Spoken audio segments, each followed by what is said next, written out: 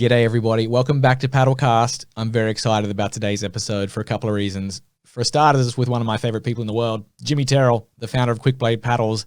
Secondly, this is a marathon. This is the longest podcast I've ever done. It tops out at about 3 hours, and I had a great chat with Jimmy about everything from the Olympics to the progression of paddle design to how Quickblade started, his early days doing marathon canoe as a kid out in the Midwest. It was just a great chat, and I planned on doing about an hour and a half, and after that, we kind of had a couple of beers and just kept chatting all night. It ended up at about 1 a.m. California time where Jimmy was. He was also joined by his good friend and a friend of mine, Dane DeBoer, who is one half of the famous DeBoer brothers. Anyone who was around the sport in the early days in California will know the DeBoer brothers. They actually helped set up the first BOP. They were instrumental in the early years. They were always the head lifeguards during that event, and just badass paddlers in their own right. A great guy, so I kind of reminisced about the early days of SoCal paddling with Dane DeBoer. He jumped in the boat towards the end of the episode. In the boat, you'll see what I mean when we start. Jimmy had a special chair for this entire episode. Anyway, just a great guy to chat with, Jimmy Terrell. Quickblade's become like family to me. I've actually stayed a lot of times. I actually lived for a couple of months at the Quickblade factory. Jamie Mitchell and I shared this loft space in one of their units where they make the paddles. So I was actually living at Quickblade HQ for a couple of months over there in California. So basically, Quickblade's become like family to me, and whenever anyone suggests that maybe I'm a little biased towards Quickblade, I say, damn right I'm biased towards them. I kind of take that as a compliment and wear it as a badge of honor, because Quickblade has become like family to me, and I'm biased towards them, not just because of that, but because, I mean, it's easy to be biased towards Quickblade. They make the best paddles.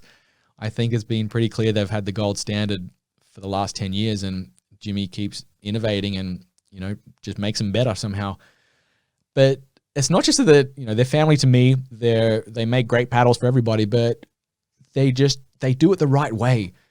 I think Quickblade's really helped build the community of stand-up paddling. They're one of those brands you kind of look to as the leaders in the sport to really keep that core of stand-up paddling together. So I think Jimmy Terrell and Quickblade in general, his wife Lizzie, the whole team there at Quickblade have done so much for our sport. It just can't be overstated how important Quickblade has been in the history of stand-up paddling. So it was a pleasure to finally catch up with Jimmy. This is actually the third time we've done this. I did it a month ago remotely like this, and the audio just didn't work.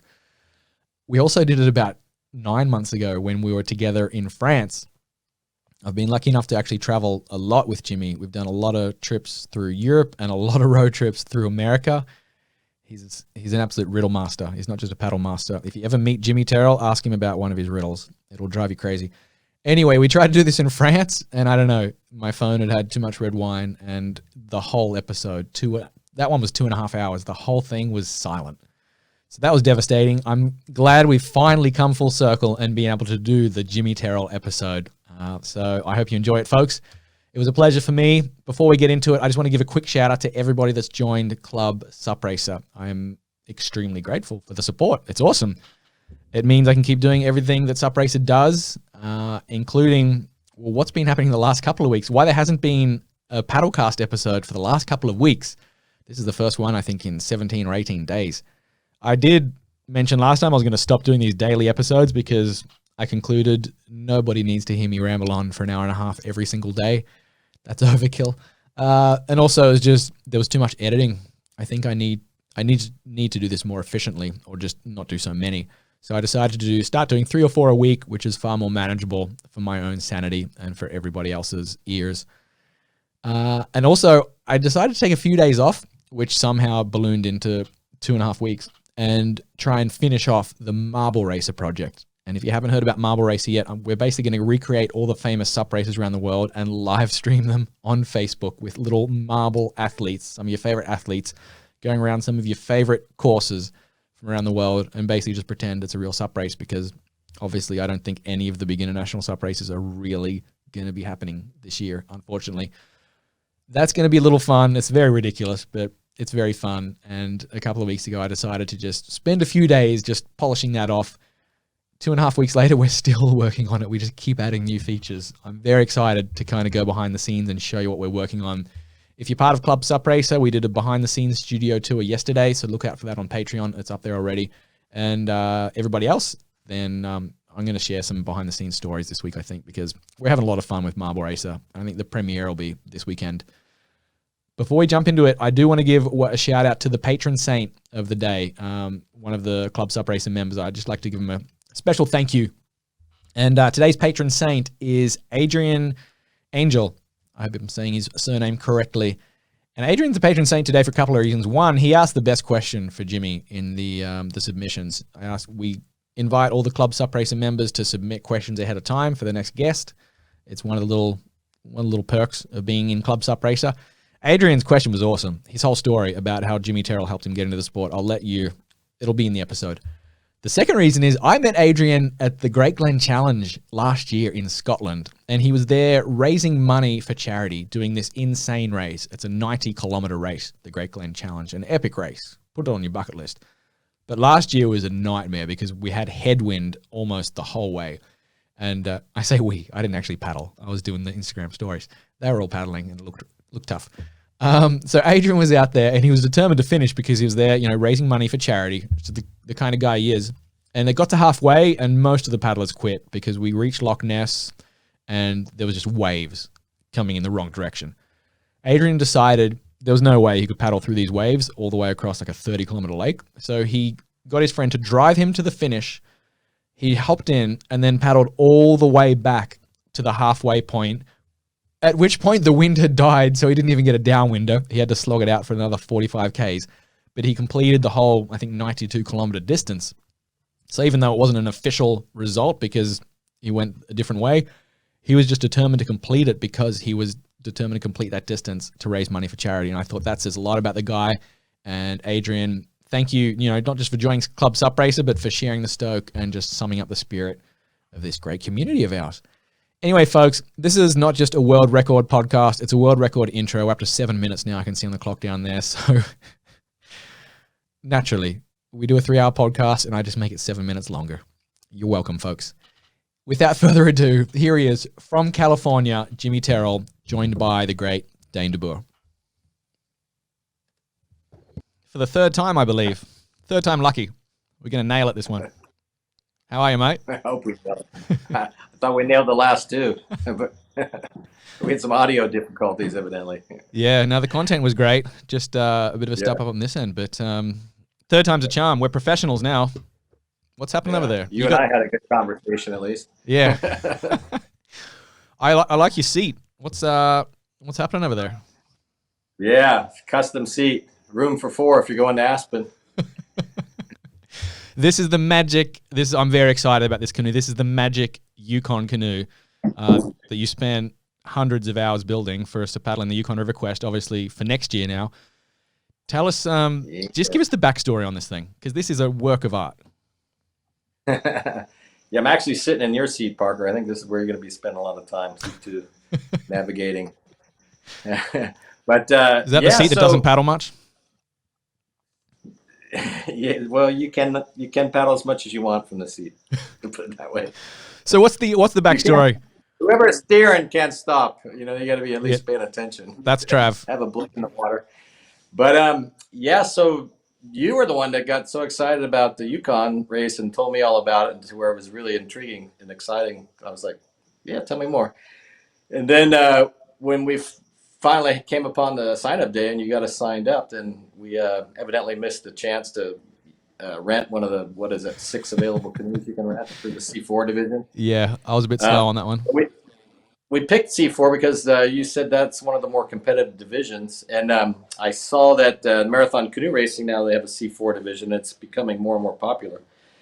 And I thought it would have to be a fun division, actually, with 4 of us, because at least if somebody's having a hard time or needs to eat or take care of some business, the other 3 guys can keep paddling, so the boat's always moving. But so we missed the opportunity to rent one, and then I called my friend John Diller from Savage River Canoes, who makes the best marathon canoes in the market.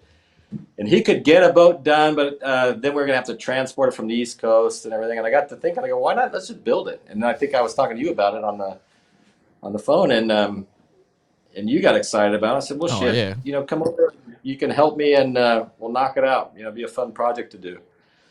And then that's about the time when in the winters we usually when I have time for projects. We're a little bit slower.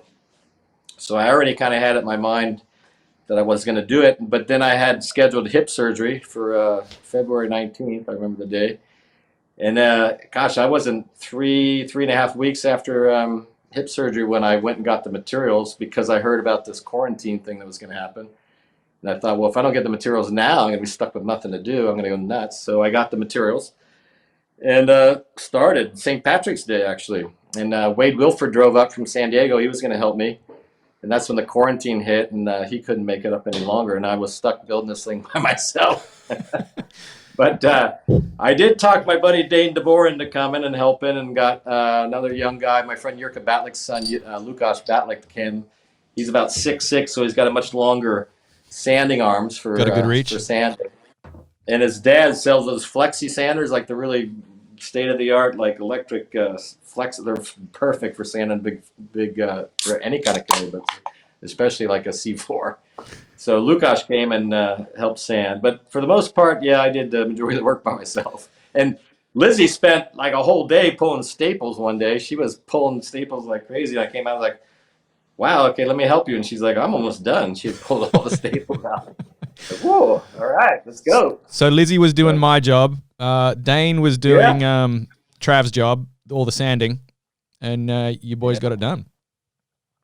We got it done, yeah. That was, how many hours you reckon it was? 312, give or take a few. Give or take a couple of minutes? It's funny, I laid out a timeline and kind of estimated how long it was going to take to do each task. Like first you got to make the strong back, this big long blue thing. Yep. And I made that telescoping so it's reusable. So that was like a whole day to build that. But the beauty of that is it's reusable, which I've already used for a second boat, which is behind me, you'll see. So this is called a strong back, and that's what you mount your stations to. And then you start cutting your stations out, and then I use like some chipboard because it's cheap and it holds staples well. And cut all the stations out. And I don't have a bandsaw, believe it or not. So I cut all those out with a jigsaw. It's funny, in one of your posts, somebody saw me cutting something that should be cut on a bandsaw on my table saw of all things. I was knocking stuff out with the table saw because my jigsaw's in the other room. But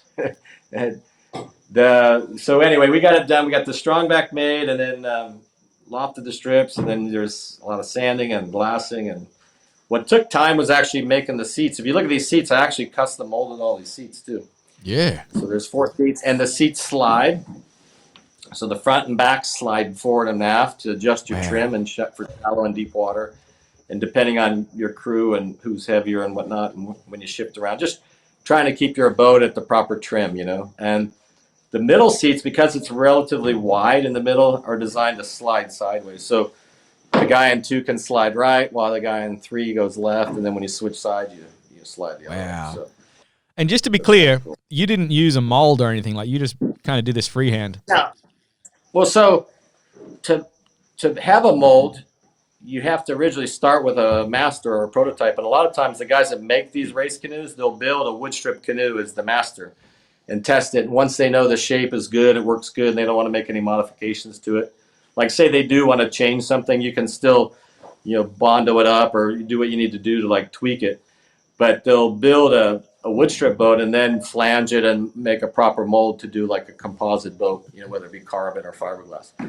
So, there's no such thing as a C4 mold in west of the Mississippi, as far as I know. But John Diller has a mold, and I'm sure he must have maybe made a woodstrip canoe as his master. I'll have to talk to him. He's a friend of mine. I tried to get him into making the sup boards early on because he was making such nice vacuum bag carbon, like super lightweight racing canoes. So I thought it might be a market for him when sup was taken off.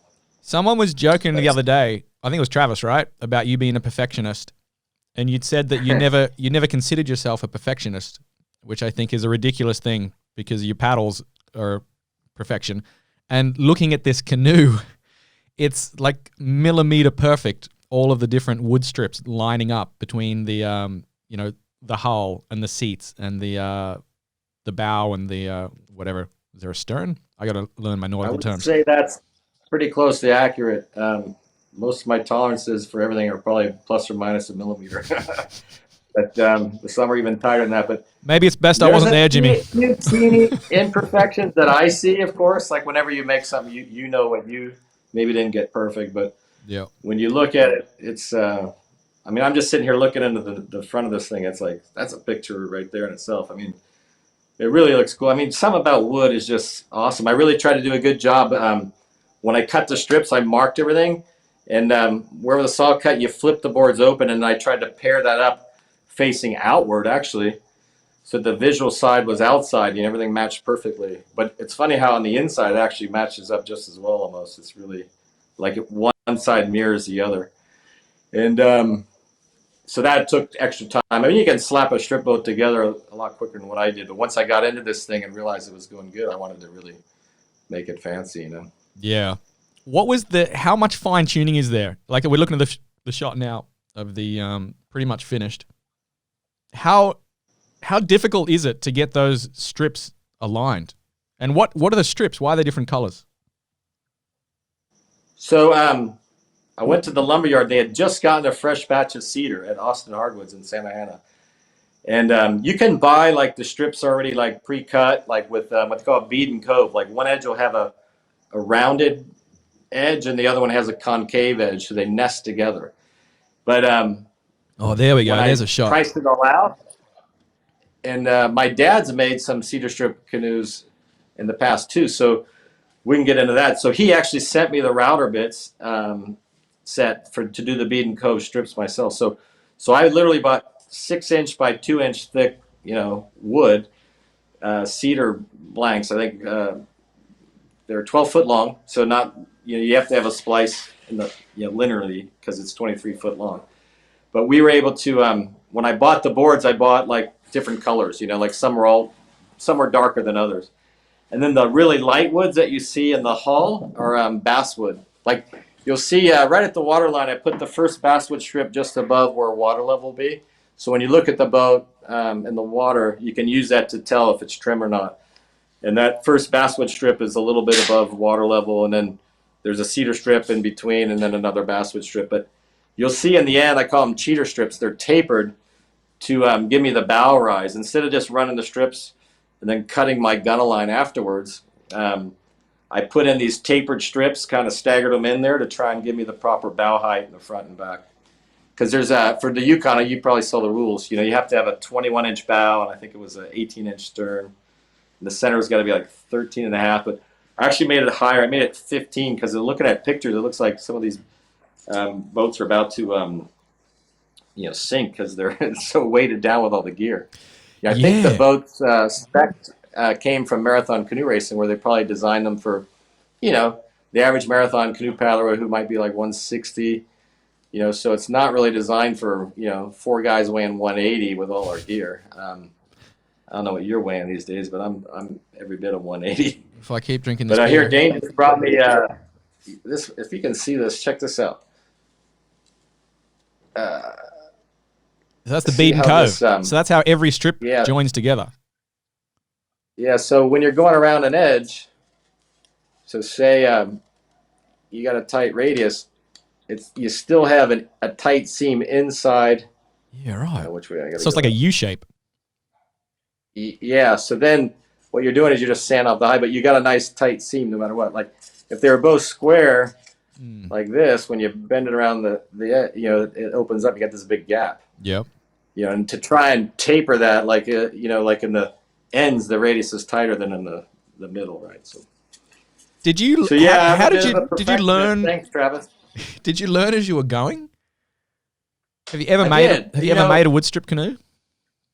Whenever I build anything, I think one of the skills I have is kind of foreseeing what it's going to look like when it's done, and then kind of backing up the steps that have to happen to get there.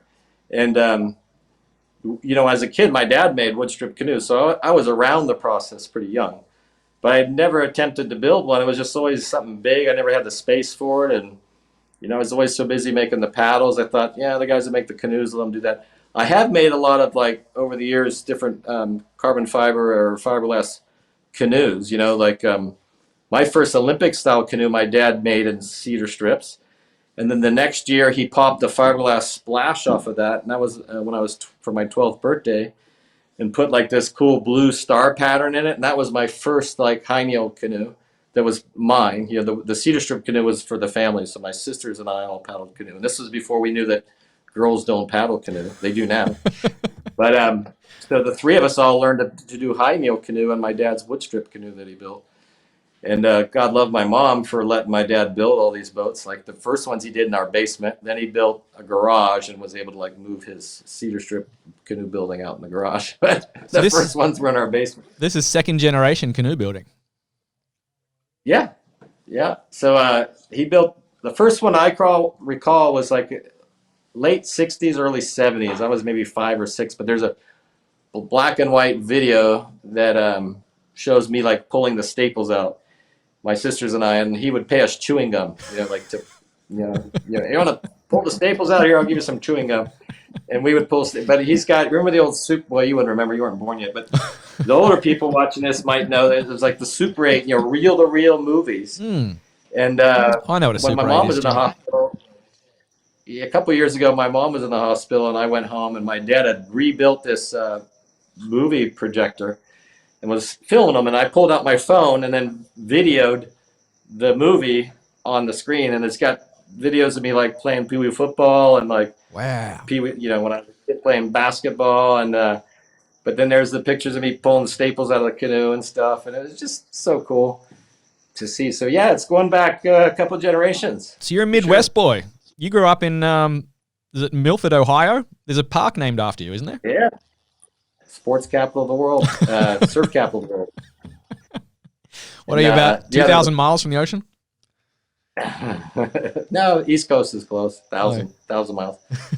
So there's a park named after me where my parents, when I was young, they started a canoe rental business, which my sisters and I all worked at. And that property where we used to pull the canoes out of the water, we drive people upstream, because it's a shallow river with a lot of riffles, so you can only go one direction. So we'd drive them up in the vans and trailers, and they'd paddle back to where our canoe rental was. But it was a quarter mile to the riverbank. So we would, pull the boats up, and there was a property of land there that the city was going to make a park out of. And after my third Olympics, I believe it was, they were talking about naming a street after me.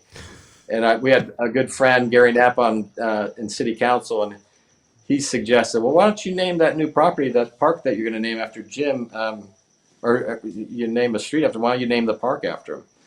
So they proposed that to my mom and dad and said, that's a great idea. And they threw it to me. I go, heck yeah, let's do it. So now the park, and it has proper like mountain bike trails in it and everything. I've ridden on the trails, and it's just right there across the river from downtown Milford. Here we go. Just downstream. I found it. There you go. You found it. Yeah.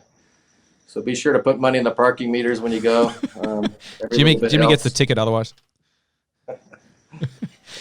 So what's your first memory of canoeing? How old were you when you first paddled? Because you're pushing now. You're still a young lad, but you're getting up towards, what were you, 1965? I have Dane go grab my first paddle. It's in my office. If you go in there, you'll see a little paddle not that long. So my first canoe race was in 1971. So I was 6. I was born in 65. For any care, but so I started paddling when I was about 3 or 4, but it'd be like a canoe like this, a little smaller, my mom and dad in there, and then me and my 2 sisters like all packed into this little canoe going down the river. And I remember my first experience going through a little rapid. I got scared. I remember crying. And then I got over that. Yeah, I did. And here comes my paddle. Yeah, so I'd be sitting in the canoe somewhere with this little paddle here. Wow. I remember that thing. So that's 1968 right there. Right. So you were 3 years old. So look at all the use, man. I was paddling away. Look at I got chips on rocks and everything from having at it. But so that was my first paddle. And my first canoe race, my mom and dad signed me up for they call it fledglings. Fledglings is like, I think 12 and under. So my neighbor, Chris Beck, he was about 12. And I was just 6, so we paddled in a canoe. He was in the back, I was in the front, probably went down the river like that. It was a little sprint race, and we ended up getting a second place trophy, which was pretty cool, like my first trophy that I ever won. And I remember being so proud of that. Yeah, and that's kind of, we started going to more and more canoe races. And when the canoe livery, the canoe rental business was taken off, there was a couple other families, the Stewart family and the Vickers family, the Varco family, that used to kind of take us under their wing and take us to the races while my mom and dad ran the canoe rental business. So we started traveling around Ohio, all over Ohio, Kentucky, Indiana, that had these like festivals where the canoe race was part of the festival, which is the town I grew up in Milford, Ohio. They used to have what was called Frontier Days. And Frontier Days was the highlight of this 4-day festival. It started with a parade on Thursday night, and then the carnival would set up at where the canoe race ended, down by the Milford Landing. And then they would race 17 miles downriver, and the canoe race was like a big part of it. So I remember my dad always doing it. We'd follow him down the river, and then when I was old enough to do it, when I was finally 6, and Wow. then my sisters and I started racing together. And then we actually hosted the U.S. Nationals, the U.S. Canoe Association Nationals in Milford in 1975 or 76. I think maybe it was 76. So all the My top dad really paddlers helped. came to Milford. Yeah, the Barton family. A lot of you guys watching this might know Greg Barton. Greg Barton. He was our 2-time gold medalist in Seoul. He won the K1000, and an hour later the K2000 with Norm Bellingham. And then Greg won a bronze in 84, which was my first Olympics, where Larry Cain won the gold in the canoe. So Greg was a kayaker. But yeah, so the Barton and Greg's older brother, Bruce Barton, all of you guys that do Chattajack, you've probably met Bruce and his wife, Roxanne, and their daughter. But they're like the top marathon canoe racers in the country now. I mean, they have been for a long time. And so they all came to the Nationals. And a lot of people, Rob Plankenhorn was probably there, some other people that some of you guys watching this might know. Rod McLean, actually, the guy who was going to be in our Yukon Challenge, he may have even, I think he was there in 76, because he and his brothers were really avid marathon canoe racers. But Terry Kent, a lot of you guys might know Terry Kent. He was on Olympic kayak team with me too. He's an old, not old, but he's a former marathon canoe paddler. So a lot of, like paddling's paddling, like a lot of people, I started as a marathon paddler, then Olympic high kneel canoe, and then outrigger canoe, and then later got into SUP. But I dabbled in a little bit of whitewater kayak, rafting. Jamie and I, remember we won the rafting race. The Payette River Games. Yeah.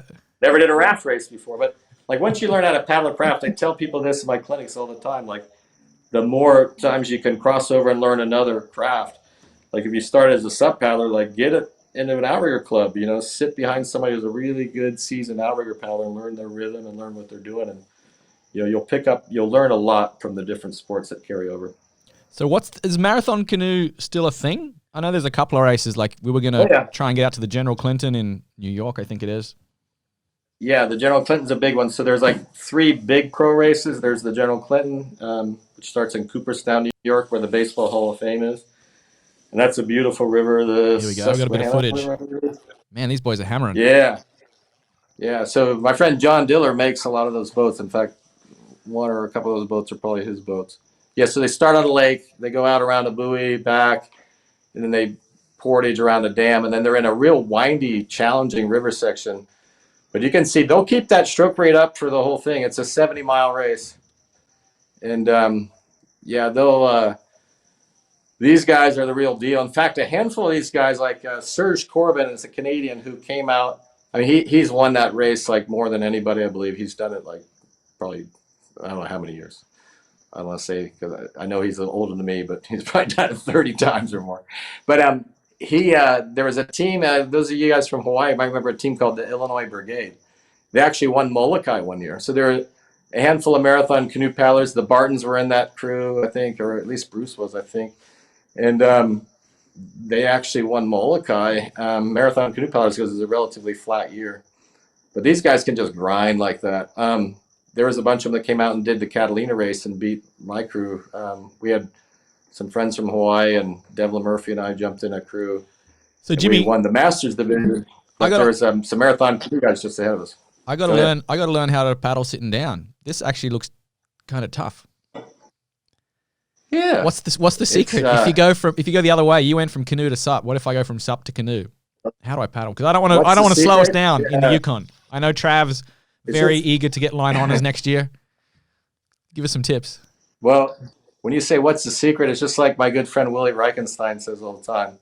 You just got to pull hard and pull often. If you do those two things, you're certainly going to go somewhere. So basically, just paddle. Yeah, you look at these guys. They're well over 60 strokes a minute the whole way, for 70 miles. So I think the winning that race is like about a 6-hour race or 7-hour race. They're going. You look at the leaders; they're hammering. Look at them. Yeah, and it depends a little bit on water level. The higher the river, the faster the race, obviously. But yeah. Are these races still popular? Like the General Clinton still goes. You said there's a few, like a big kind of Triple Crown, but is there any of the Midwest festivals that you went to as a kid still going, or did the sport fade? Well, it's interesting. Those races, so this one, the General Clinton, and the Sable Marathon in Michigan that goes from Grayling, Michigan to the Great Lake, that one is still thriving, and that one evidently is the oldest canoe race in North America from what I understand. It's called the Sable Canoe Marathon. Then there's another famous one down in Texas. You may have heard of Texas Water Safari. I think Bart DeSchwartz heard of that and has been interested. Yeah. There's the race in the Missouri. There's like some long ones. So there are these long distance races. Oh, here we go. This is the Le Mans start. Yeah, so that's the start of the Sable Marathon right there. So you get the way they stagger those starts is based on your sprint time. They have like sprints the week coming up to, and maybe if you've won the previous years or whatever, you get an advantage on your starting. How long is this run? Watch these guys. They're in a full out sprint. They're. Somebody told me that first C2 ran a sub 60-second quarter mile. That's how fast they ran. They got a corner as well. Yeah, and those boats are only about 25 pounds, by the way. That's amazing. Yeah, and they're so watch. They'll run down the grass and they hop into this little this is the very beginning of this river. Man, how's the crowd? And it's not much. Yeah, the whole town, everybody from the whole county of Michigan comes out for this thing, and then some. But when I was a little kid, I went out and watched the start of this, and then we watched it a couple of the checkpoints. But so they start in the evening, so that's right at dusk, basically. And they've got lights, and they'll race through the night and then finish the next day. Wow. How far is it?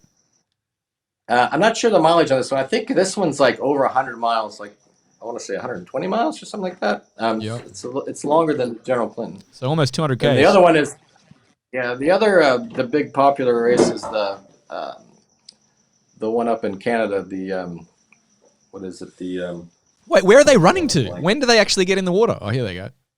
Well, they'll run. You can run faster than you can paddle. So the first ones will run farther down, and then as it gets congested, guys will jump in sooner. That's like the hammer buoy at the Battle of the Paddle. Yeah, but the start's kind of critical because it's a little difficult to pass in the early miles. And you want to drafting is a big part of the racing, just like SUP. So they're jockeying to get in position. Draft the guys that they want to be drafted. That's amazing. We need some stuff like that in SUP. I like that. So how many of these races are still going? I remember we've talked a lot in the past about the ups and downs of SUP. Did Canoe go through the same? Yeah, so it's interesting. When I was racing in the 70s, there was a stock aluminum division, which was popular. So you could take an Alumacraft or a stock production aluminum canoe, and you could polish it and strip it down, put bucket seats and do what you wanted, but you had to race the stock boat. And guys would try and lighten them up and take the bulkheads out and do different things to get them lighter. But in the end, you're all racing the same kind of boat.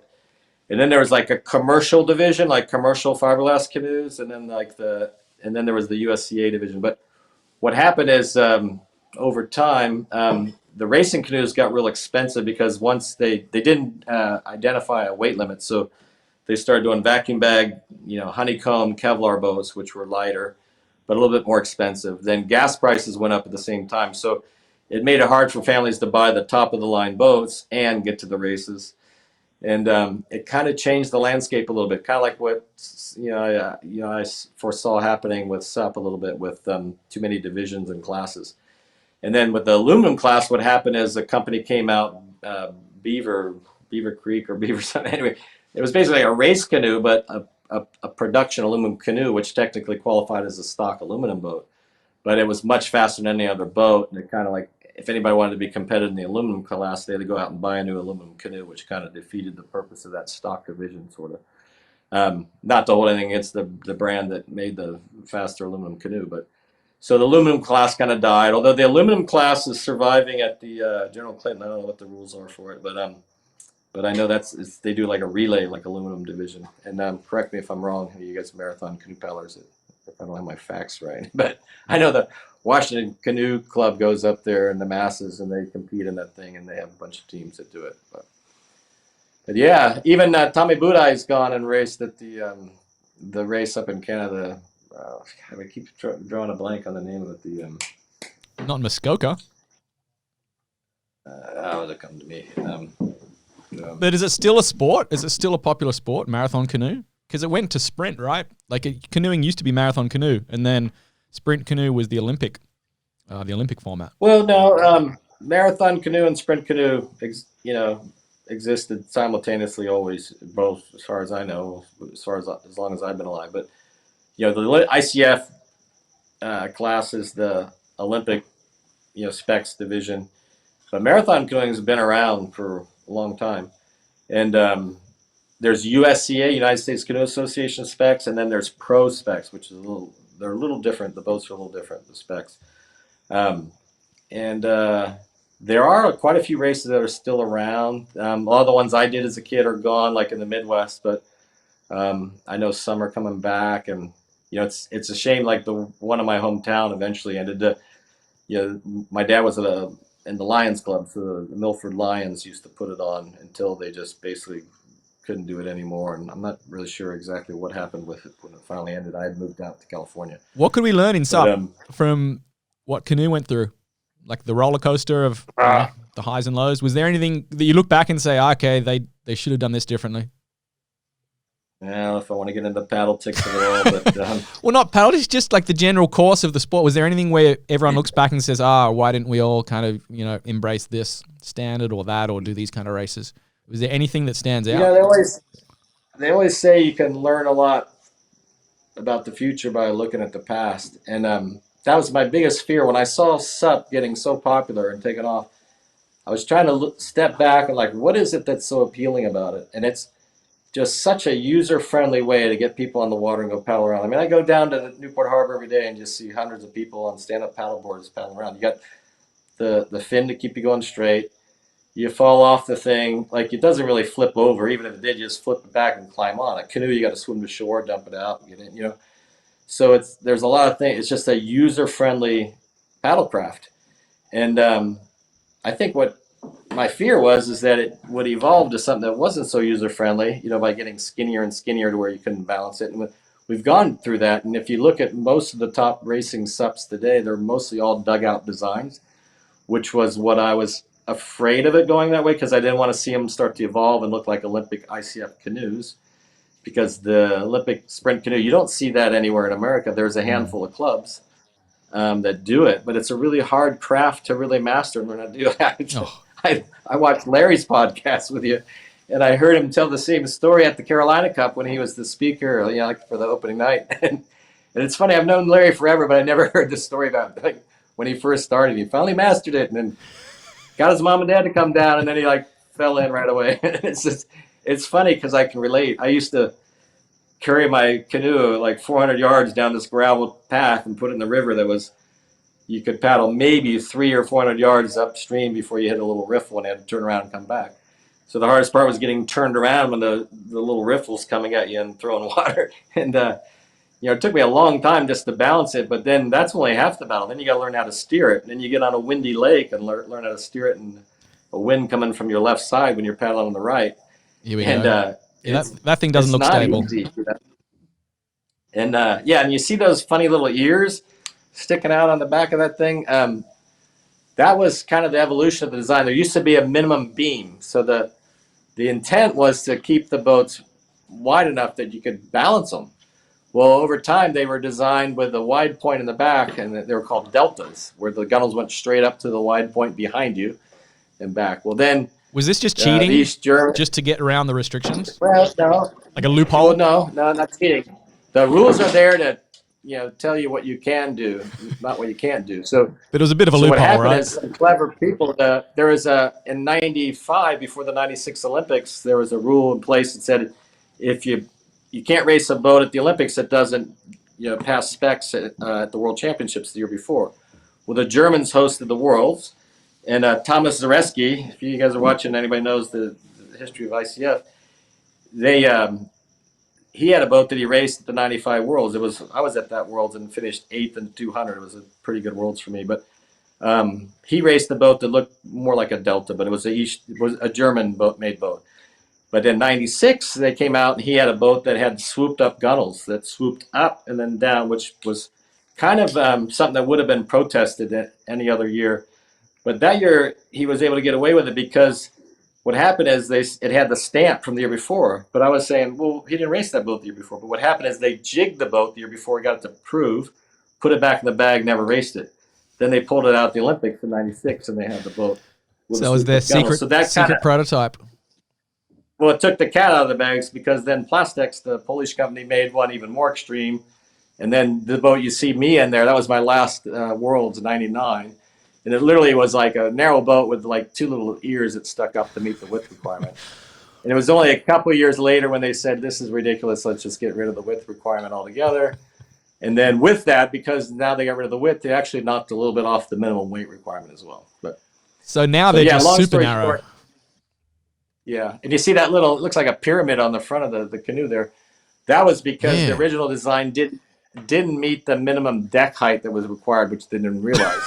So they ended up adding that funky little pyramid thing there just to meet and it's funny, when you flip that boat over, it was great because you didn't need a stand for it. You could just put it on the ground. It was like a tripod.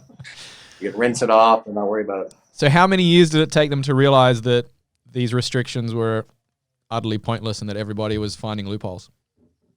How long did it go on? A year or two after they made that boat.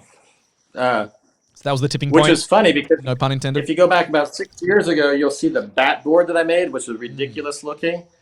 And I made it to kind of get people to like, what the heck is that? Like, and try and start to protest it so we could get some rules in place. Because I said, if you don't do it now, they're going to start looking crazy, or people are going to design around your spec. I wanted to make sure they understood, like, don't just put a beam requirement, like require the width requirement in the water, where, you, like, what's the point of a width requirement is to keep it user friendly, so. But now there's, the concaves in boards, like Starboard was the first brand I saw with like the really enhanced, concave. There's things you can do to a board to make it more stable. And that's great. As that happens and you realize, okay, you can make a 21-inch board as stable as the old 27. There's your board, you can always reduce the minimum width. Yeah, there you go. Gosh, you're quick at finding this stuff. Yeah, there's the bat board. So that, what you see there, those super wide things, those aren't in the water. They're just there if the board tips. They're like little outriggers, basically. But that's actually a really fast board. It's a 12.6, and it's in Florida. JoJo has it if anyone wants to try it or buy it. It's a fast 12.6, just if 12.6 is even a division anymore. And this is what sprint canoes looks like these days, with your ass hanging out. Yeah, that's actually, it's funny when you Google Jim Terrell, that image of comes up, and that's Andreas Dittmer. He's a German. I don't know why. Well, it's from this article, but yeah, this is your famous article. This is still one of the single most read articles in the history of Sup Racer. Yeah, there you go. It was an interesting. It's funny when that article came out, I expect a lot of people to just say, like, be mad or like protest what we're talking about or not understand it. But I was actually surprised how many people were kind of in support of it. Like, there's that picture there of me like standing with one foot in front of the other. There was a lot of controversy about paddling the board that way. Like, they called it, Andre from SupConnect talked about that as he called it the plunge stroke, But I won the sprint there against a couple of young guys that probably would have beat me if I'd have stood like more traditional style. But that's how I was comfortable and familiar with paddling, and it works. You can ask Andre and like anyone that's come from Olympic canoe. Once you get in that staggered stance, you're pretty stable. Because you're familiar with it and you're used to it. So basically, you were basically standing up. Like, if you compare these two techniques, there's old mate from Germany, and there's you. Yeah, Andres did. It's pretty much identical. You're just standing up a bit. So in theory, Okay. you and I used to joke all the time that stand-up paddling's already in the Olympics. You're just down on one knee. Exactly. And there's no You know, rule against that. You can be on No. one knee. Well, and you said it says you can't paddle on your knees. Yeah, and plural. stuff, but doesn't say you can't paddle on your knee. Yeah, so high kneel canoe is actually stand-up paddling within the rules. Yeah. If somebody stood up in an ICF canoe and paddled it faster than anybody else, there's no rule against it. Yeah. Go for it. Yeah. So what's the evolution you've seen? Because you've got a very special guest there, Dane DeBoer, who I want to get in a minute. But you were around, obviously, canoeing for 50 years, but you were one of the very first to do stand-up paddling. I think you made the first carbon blades for Laird and Dave. Is that right? The first carbon paddles? I think they had their first ones made on Maui. Dave. Dave could tell you the name of the guy. There's somebody from Hawaii that made him some blades, and they actually just, like Laird told me a story. He just took the kayak paddle blade off of one end, or Dave did, and we're just using whatever they can get their hands on. And then Dave went back and got his outrigger paddles, and they were like standing or using outrigger paddles. But Dave Chun, from Kealoha, made some paddles for Laird in the beginning. But it was a guy, Drew Ayalo from Malibu, that found my website, that I was making carbon fiber, high kneel sprint Olympic style canoe paddles. So he phoned me and said what he was doing. I go, "You're doing what? You're standing on a surfboard?" And he kind of explained it to me.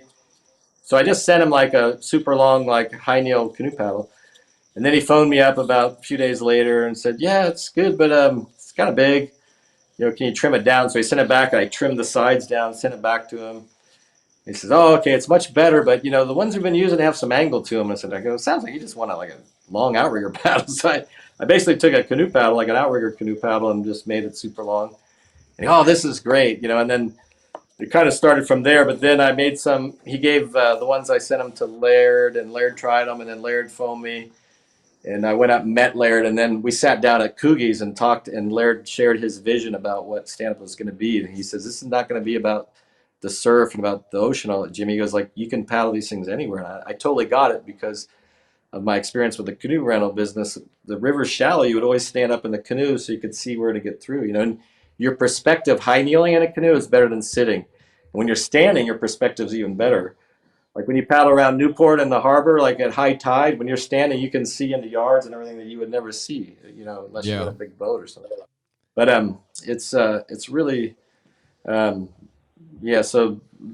Dave, I got him paddles early on and built a relationship with him and started doing clinics with him and camps and doing his Fiji camps, and it's been a lot of fun. So when did Quickblade, it's the 30th anniversary last year? Yeah. So 89, right? You were making the first ones, obviously way before SUP. Yeah. What's the brief? Give us the brief history of Quickblade. Give us 31 years in a couple of minutes. Yeah. I mean, even when I was in high school and like my first paddle I made, I was like in the 7th or 8th grade, and my teacher, Mr. Aber, pinstriped it for me. But so that was my first. It was a woodstrip paddle with a Kevlar blade that I made on it. The mold was a sheet of plexiglass. And then, in high school, I was always kicking around in the garage and making paddles for myself. And my friend Roland Mullen, who was kind of my mentor, he's actually my dad's age, but he was a 3-time Olympian, 72, 76, and 80, and he was an amazing craftsman. So I was inspired by what he was doing with, he was making his own paddles and his own boats. So I always had an interest in making my own stuff, and my dad made, our canoes and our paddles. So Greg Barton actually was the one that kind of introduced me to carbon fiber when I was in high school. I think in '83 I went up to one of his Halloween parties at his family's farm, and he was making some kayak paddles in his basement. I think he gave me some like carbon to just play with, and I made my first carbon paddle when I was still in high school. Was anyone making carbon paddles back then? Was this a new thing? Greg was. I mean, apart from you guys, like when did carbon become a thing? Early '80s. Like for composite materials, fiberglass was kind of like around this, 60s and 70s, and then Kevlar came around. Then epoxy resins, everything. And carbon was kind of a new material, I'd say early 80s. And then, so I finally got it like in 83, 82, 83. And then there's a guy named Bob Zavarel that makes a lot of the top carbon paddles for Marathon. I think ZRE. he started pretty early. And then the Barton family, Greg had his own, like, he started making Marathon canoe paddles with the Barton Paddle Company. And now Greg is epic. He makes kayak, surf skis, and kayak paddles and everything. But Yeah, right. so I got the first couple carbon paddles I made were materials from him, and then I got some foam from my friend, my good friend Pete Dean in Indiana. His older brother worked at Wabash Canoes and had some ABS foam. So I got like a sheet of foam that I shaped the blade with and like made a carbon paddle. And it's funny because it was only like the third or fourth time I used it, I snapped it. It broke because I didn't know what I was doing yet. I almost fell in the water with my Walkman on, and I saved it. And so I just was always tinkering with it. And I raced the first Junior Worlds. I raced against Larry Cain. I was only 16; he was 18. But I used the paddle that I had made. So when I moved to California, I was making my own stuff, and then guys in my club were interested, and I started making them for them. They liked them, and then it was a friend of mine, Vicky Jolt, my Hungarian friend, was dating a girl, Vicky, who said you should create a brand. She had a little bit of a marketing sense, and start signing your paddles. And I laughed. I said, well, that'd be like nobody wants Roger Staubach does, or Joe Montana doesn't want to use a Roger Staubach football. I said, these guys want to beat me. They don't want my name on the paddle. And she laughed. She goes, well, okay, we'll come up with a brand, So then that's when we came up with the name Quickblade. And that was in 89. And then we made some hats and some stickers, to kind of get our name out there. And there's all I made was like ones. Yeah, so that was so the top ones are the canoe ones. So I made and the original logo was a saw blade. It said Quickblade. And so I was making those, but like a couple dozen a year. And then Van Duzen, this company that was making all the top kayaks in the 80s, late 80s, 90s, made the kayak paddles for the U.S. team. And then they stopped, and guys in the U.S. couldn't get paddles. I think actually Werner even made wing kayak paddles for a short little while, but then they stopped as well. So everybody's left with buying, European made or, South African or Australian blades. So I decided to tweak, like make a mold. I learned how to vacuum bag. We started like Peter Newton and Chris Ball helped me design a kayak paddle we called the Neutron was the original one. In fact, that's probably what you see there. The Neutron, the second one was the Proton, which it was like a narrower, longer version. But yeah, those were the first Quickblade kayak paddles. They were super light, vacuum bagged with a Divinisil core in them. That was like, I figured out a way to form them into a vacuum and fly cut them to kind of taper the edges and stuff. So you were building paddles a good 15 years before Dave and Laird kind of gave you a call. What was do you remember the year that you went up and met Laird and had your famous chat? It would have been like around when Sydney was born, because he was frustrated. He was trying to get a production board made by Surf Tech, and they had given him a date that was going to be longer than he wanted. Ron House was shaping and making the custom boards for Laird, and I had a good relationship with Ron. I'd been surfing with him, and I had bought a Ron House board. So we agreed, like, well, let's mold one. I told Laird, I think I can mold one and get you one in a month. And he's like, a month, huh? So I said, yeah, a month. And then so that's when I flanned. I got it was Chelios' board, actually, the hockey player, Chris Chelios. The board he had, Laird got. We flanged it, molded it, and I worked out a deal with Ron to like pay him royalties. And I paid him royalties by giving him paddles to sell those boards, actually. And so we started molding them, and it was perfect timing because it was when Clark Foam shut down, and there was this big scare. Like people were freaking out; they didn't know where to get blanks, and the local shapers couldn't build big boards for a while. They couldn't get foam, but then everybody got into the foam business, and then production overseas for the windsurfing brands, like Starboard, Nash, all those brands. They already had production set up over there, so that it was pretty easy for them to kind of get sup boards going. Yeah, there's an old paddle I made. 1988. So, yeah, that may have been earlier than that, actually. So about 15, 16 years ago, you met Laird and Dave. and started making carbon sup paddles. Yeah.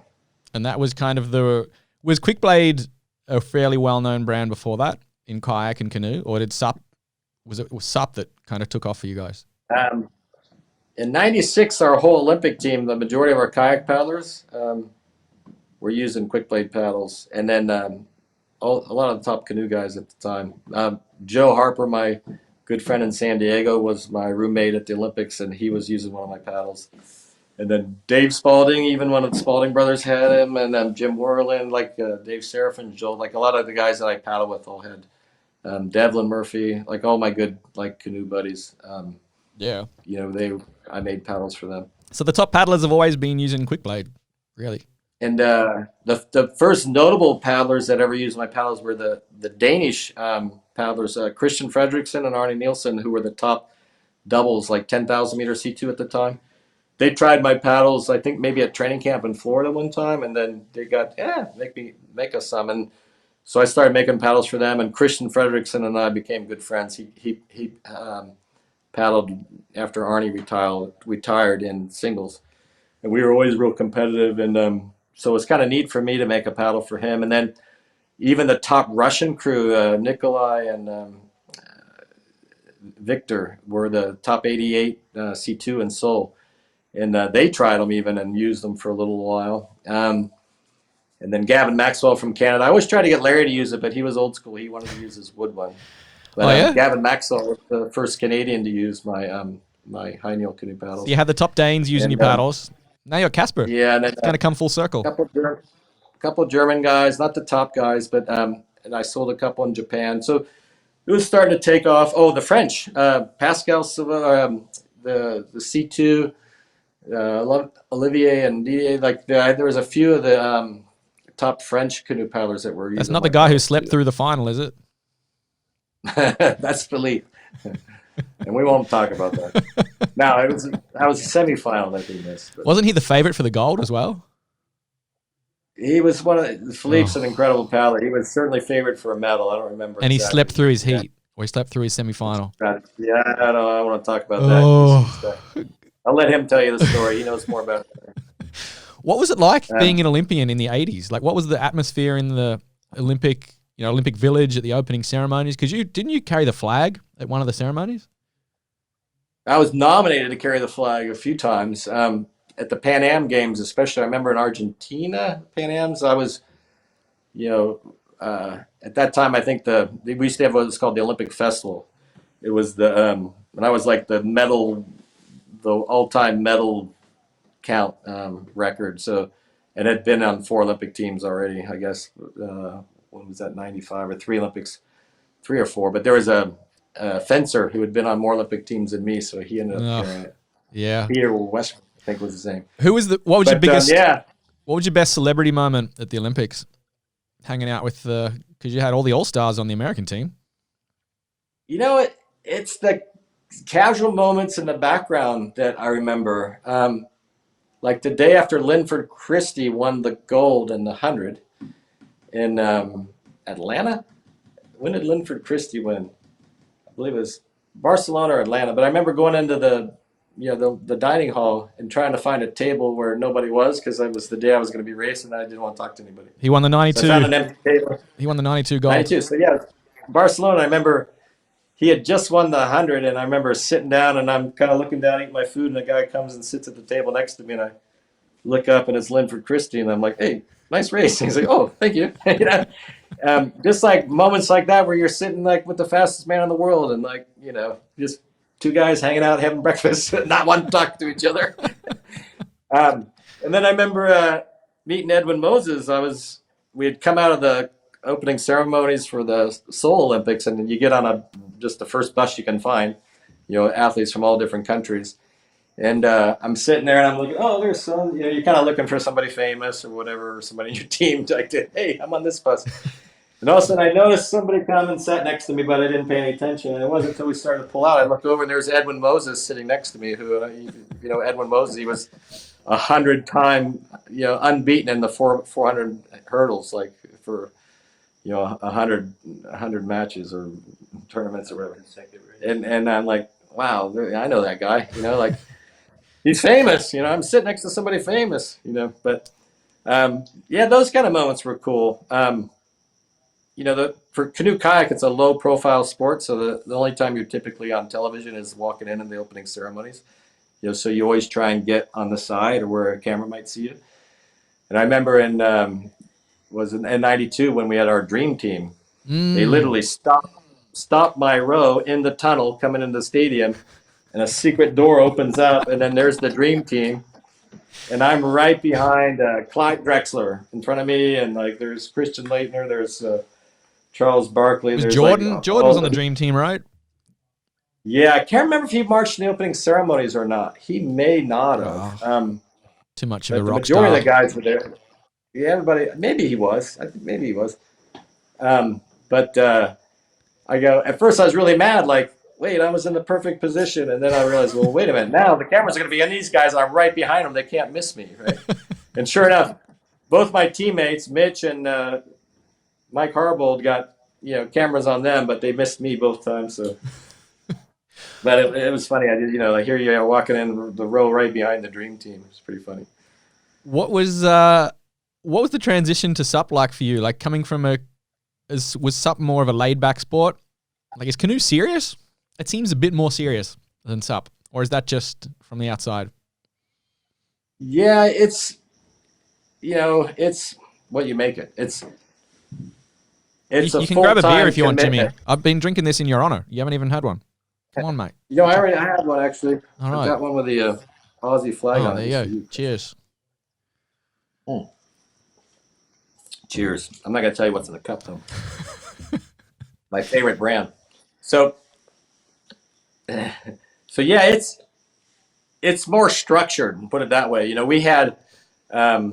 always had not always, but you train on your own a lot too, but we had like national team coaches. And it's interesting, the Olympics, the sports get money based on results. So Greg's bronze got our whole team some funding to hire and have a little bit of coaching and some money to go to Europe, and that was paid for. Then after Greg won 2 golds and one with Greg Norm Bellingham, there was enough money. We had a men's kayak coach, a women's kayak coach, and a men's canoe coach. So we were actually quite fortunate. I look back on it now. Thanks, Greg and Norm, if you're watching. Norm used to always argue, wait, if we're the ones winning the medals, how come the kayakers don't get all the money? And I didn't quite get it then now, but I actually get it. He had a good point. But we had Hungarian coaches. I had Csaba Santos as a coach, and he's still active in coaching. And then Tommy Budai's uncle, Las Budai, was our coach in '92. So we had a really structured program. We had Olympic training centers. So when they built the Olympic Training Center in Chula Vista, we had free room and board. And our coach was Reg Hatch from Australia, and he was actually quite good with the mental and the strength training. I actually really enjoyed coaching under Reg. That picture there was actually in '95, I think, when Reg was my coach. I had good results in '95, '96. But canoeing is typically dominated by what I call Eastern European. Duisburg, '95, Germany. Yeah, see the pink boat behind me? That's probably Thomas Zareski in the background. He is the top German at the time. And then the guy just behind him in the blue boat is Slovakian who ended up getting the silver in Atlanta. The Martin Doctor from Prague or from the Czech Republic won the gold, and he won the silver. I always mess up the pronunciation of his name. Kanasavicki, I think was his name. Yeah, and then that picture right there, I think, is from Szeged, Hungary, actually. So yeah, it's pretty intense, and it was we had a lot of fun too. But yeah, you're quitting your job and pretty much a full-time amateur athlete. Do you think Olympics is good for the sport? Because there's a lot of debate without getting into the politics, but just in a general, like if someone came to you, say the IOC came to you, and they'd probably be pretty smart to do it, and said, Jimmy, you've been around canoe and SUP your whole life, you've been in the Olympics, what do you reckon? Should we put SUP in there? What would you say? You said if who came to me? The Olympic Committee, the International Olympic Committee. The IOC. Yeah, they said, forget the ISCF, forget the ISA. We want Jimmy Terrell's final answer on this. Should SUP be in the Olympics or not? What would you, what would your general response be? That could be a whole hour conversation in itself. We can do another episode next week. What's your short answer? I give a lot of credit to Fernando for doing what he did and having a world championships and all the effort that the ISA put into getting it going. You know, they were the only. But not about who should get it. Like, I don't want to get into the politics of like. Yeah. Just, do you think it's good for a sport in general to be in the Olympics? Because there's obviously a huge upside. That's a great question. What's the downside? You used to look at most sports, like if you want to be the best in the world or considered the best in the world, you think of the Olympics. Like, it's what most people would do. But in the last 10, 20 years, the perspective of what the Olympics is all about has changed a bit, or let's just say it has more competition now. You know, so there's, and you know, like you talk about this in SUP, you know, there's, 10 events that all claim they're the world championships for SUP. But it's 23 world champions.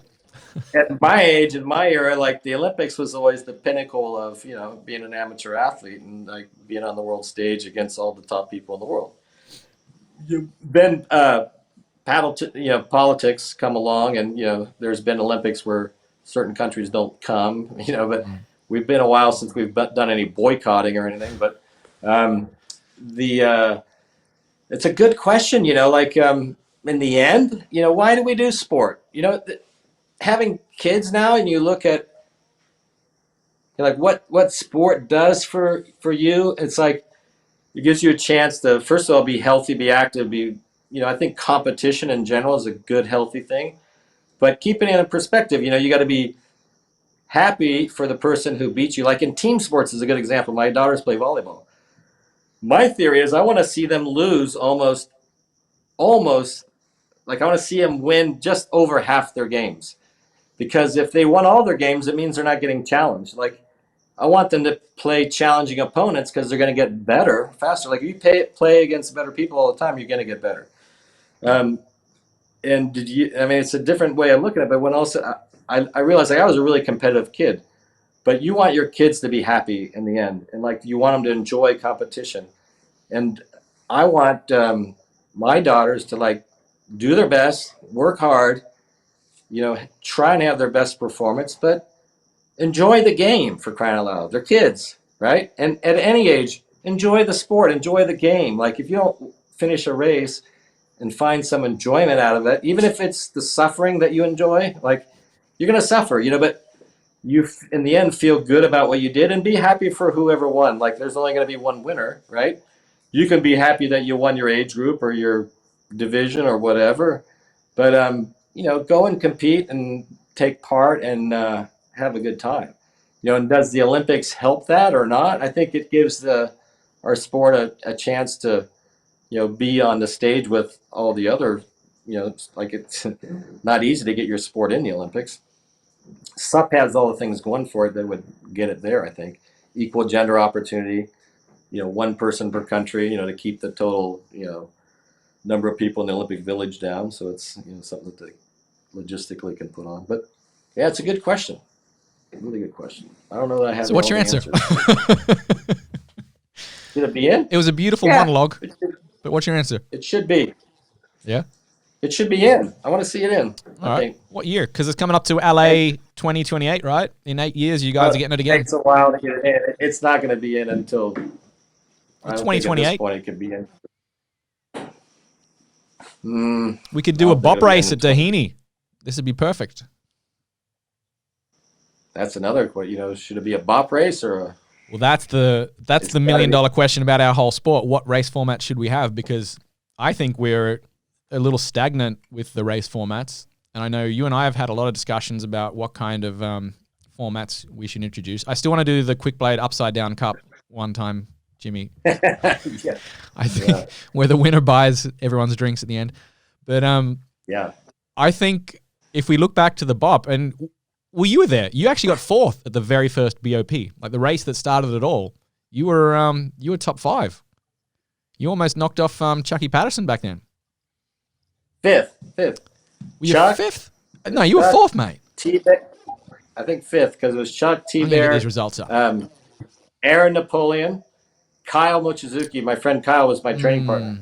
Kyle was fourth. I was fifth. But I'll take fourth if it was fourth. That's fine. I'm pretty sure Kyle beat me. Let's see. We were on Ron House boards. We were on Ron House pintail, like they were skinny, round bottom things. I don't know how I managed to balance that thing. I guess I still had some of my balance left from my high kneel sprint days. Yeah, you're right, Jimmy. You were fifth. I gave you an extra spot there. So Chuck Patterson, T-Bear, Aaron Napoleon, the legend, Kyle, and then you were there in fifth. So you got top 5 at the Battle of the Paddle. This was... Yeah, that was my best result. I got worse and worse every year. Well, you probably kept getting faster. Like you were getting faster for the next 2 years. I was faster probably the second and third years, but my results, like all the young kids, came up. Yeah, and showed me why I'm old. Yeah, you got to realize so that was how many years ago? That was 12 years. 55. So I think I was already in my 40s. Had SUP come around when I was like just ended my sprint career, like when I was actually in really good shape. It would have been interesting to see, how I would have done. Like I look at Danny, like nobody could touch Danny at one time. He was such a strong paddler, like when he was, like it just, as far as like a race that just became a paddling race, Yeah. There you go, Jimmy. You were 48th in that second year. That far I slipped in 1 year? I think I did better the next year, maybe. I think I've had a top 20 finish. It's kind of like the Carolina Cup. I think I was third the first year. Yeah. I was a fifth, maybe fifth the next year. And once I couldn't even be in the top 30, I just decided I'd start doing credit. What was it like at the early days of the BOP? Because I'm going to do a show next week about a trip down memory lane. Because some people that have come into this sport the last 5 years don't realize just how important and influential and amazing the BOP was. Yeah. Yeah, it was like Sparky was the first one to really throw down some money and make a big deal out of this thing we were just playing around with. We were all having such a good time. The Tahoe Nala was around. Hobie Hennessy's were, actually, the guys from Hobie, like Sean and those guys, Douglas will, argue that they were actually the oldest SUP race. Because Chuck and I, the first time I ever met Chuck was at a race that they put on at Salt Creek.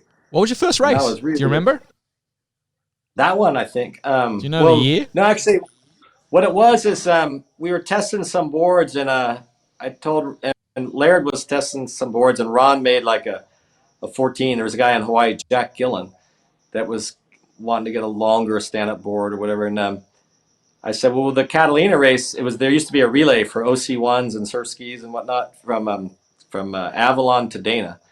And I said, well, the Catalina race is this coming weekend. Why don't we just test it on that? Kind of joking. And Ron was like, really? And then could we do it? I go, well, I guess you got a boat, And so we went, and I think he phoned up Laird, and Laird came over with Jeff Swede and another guy, and they even brought Tim Comerford and a couple other people to from Rage Against the Machine. And we did. Yes. We did the Catalina race. Yeah, and Tim wanted to do it solo, and Laird did it solo, and then I did it with Jack as a relay, and then I think maybe Eric Diamond or I can't remember. A couple other guys showed up, or maybe it was Jay Butke. Hey Jimmy, I think I just found you on the start line.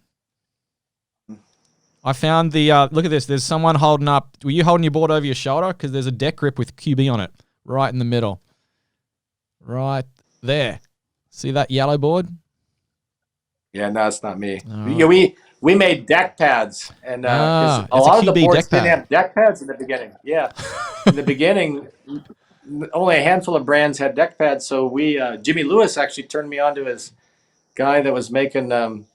So like all the first Riviera boards, like you'll see a lot of them had quick QB deck pads on them. And there's some interesting designs back then in the race boards because no one knew what a race board was, right? This was kind of like the first time. That's me right there. 40. Oh wait, I think I just saw me. Yeah. Anyway, I think I'm on a light blue board with a pintail front and back, pretty tippy board, and it was windy, choppy. How did anyone know how to make a race board back then? Like, was it based on prone boards? Originally they were going to make it a 12-foot limit, but they realized that the Ron House board that Surf Tech had was 12 foot 1, and there was a couple boards a little longer than 12. So Sparky said, well, let's make it 12.5 feet. So it became 12.6. That's where the And 12.6 started.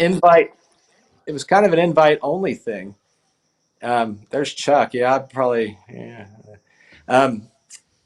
So that's where the 12.6 division came from, was the BOP, actually. So what was it like if you compare 2008 Battle of the Paddle? Let's skip forward 10, 12 years. How's the sport changed for you? Like, what's the good, the bad, and the ugly of the last 12 years? Well, we started selling more and more paddles every year. I know that because we were one of the first brands to, it was actually Todd Bradley, C4. He had Pohaku paddles, C4. It was him, us, Kealoha. Dave Chun was making these like aluminum shafted fiberglass blades, just real beefy, like because they were taking a pounding on the surf. And, then a couple of the windsurf brands got into it. Like I remember Mistral was pretty early in them. Starboard probably was. And I remember Sven in the beginning was kind of thinking it was going to be a fad, I think. And, but he said, well, this is great. I got a way to sell, like all of his early subs had a windsurf mask connection on them.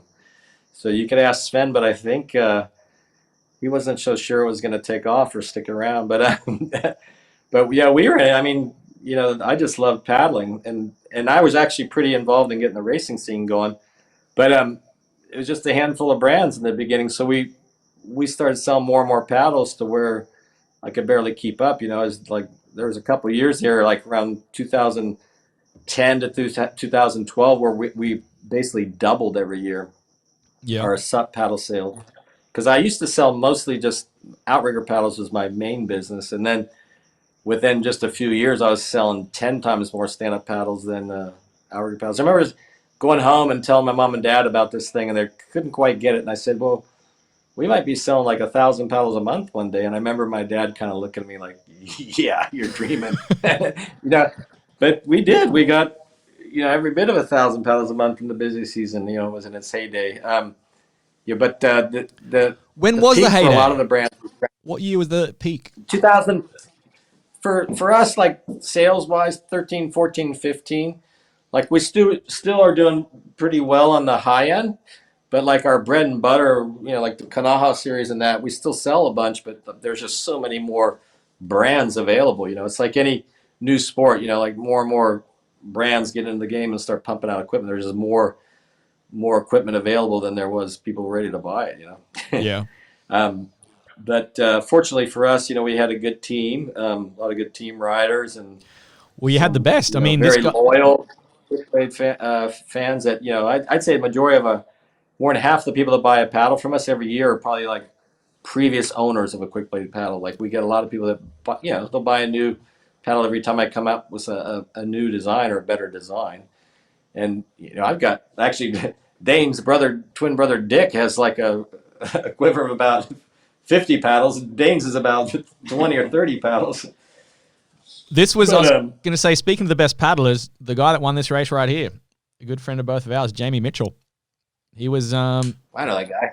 He was one of your first superstar team riders. Yeah, BOP2. This is the one. This is the 2009. Yeah. This is when the waves came in, because that first year they never had waves. Yeah. It was up the beach, right? Yeah. The first year, I don't think we ran through the chicane so many times. I think we just kind of went out, did some laps. And it was flat. You just did a flat square, yeah? This one was the first time there was surf. Yeah, it was just choppy and windy the first year. This is when. But yeah, Jamie won, and then Shakira won the girls that same year. Yes, so we had Australia swept it. Yeah, we won, and she used the QP that year. Because thanks to Jamie, I think he said, hey, my friend Shaq wants to get a paddle. I think I connected her and got her a paddle used. And then Kelly Margetts was at this BOP. I think and Billy Watson. Yeah. I think Billy was leading fourth at one point. Yeah. I think he ended up getting fourth or fifth. And he lost his board, I think. That's LaGreco, I think, right there. Andrew LaGreco surfing a giant big board. Yeah, he was the only one that made it around the hammer buoy on lap one. That was the final results. Jamie, Slater, Danny, Billy, Chuck, Aaron. That BOP, Danny Ching used the Quickblade paddle too. That was before he had his hippo sticks, and he actually did like a a signature paddle with Riviera after that. But Danny was really good about it. He came to me and he got a paddle, and then later he came and said he was doing something else and whatnot. But and then now he of course has his own brand. But yeah, who else is in there? Danny, Billy, James, Billy. Aaron Napoleon was 6th. Ekolu Kalama. There's a name from the past. Top 10. Colin McPhillips, top 10. I remember this one because guy too.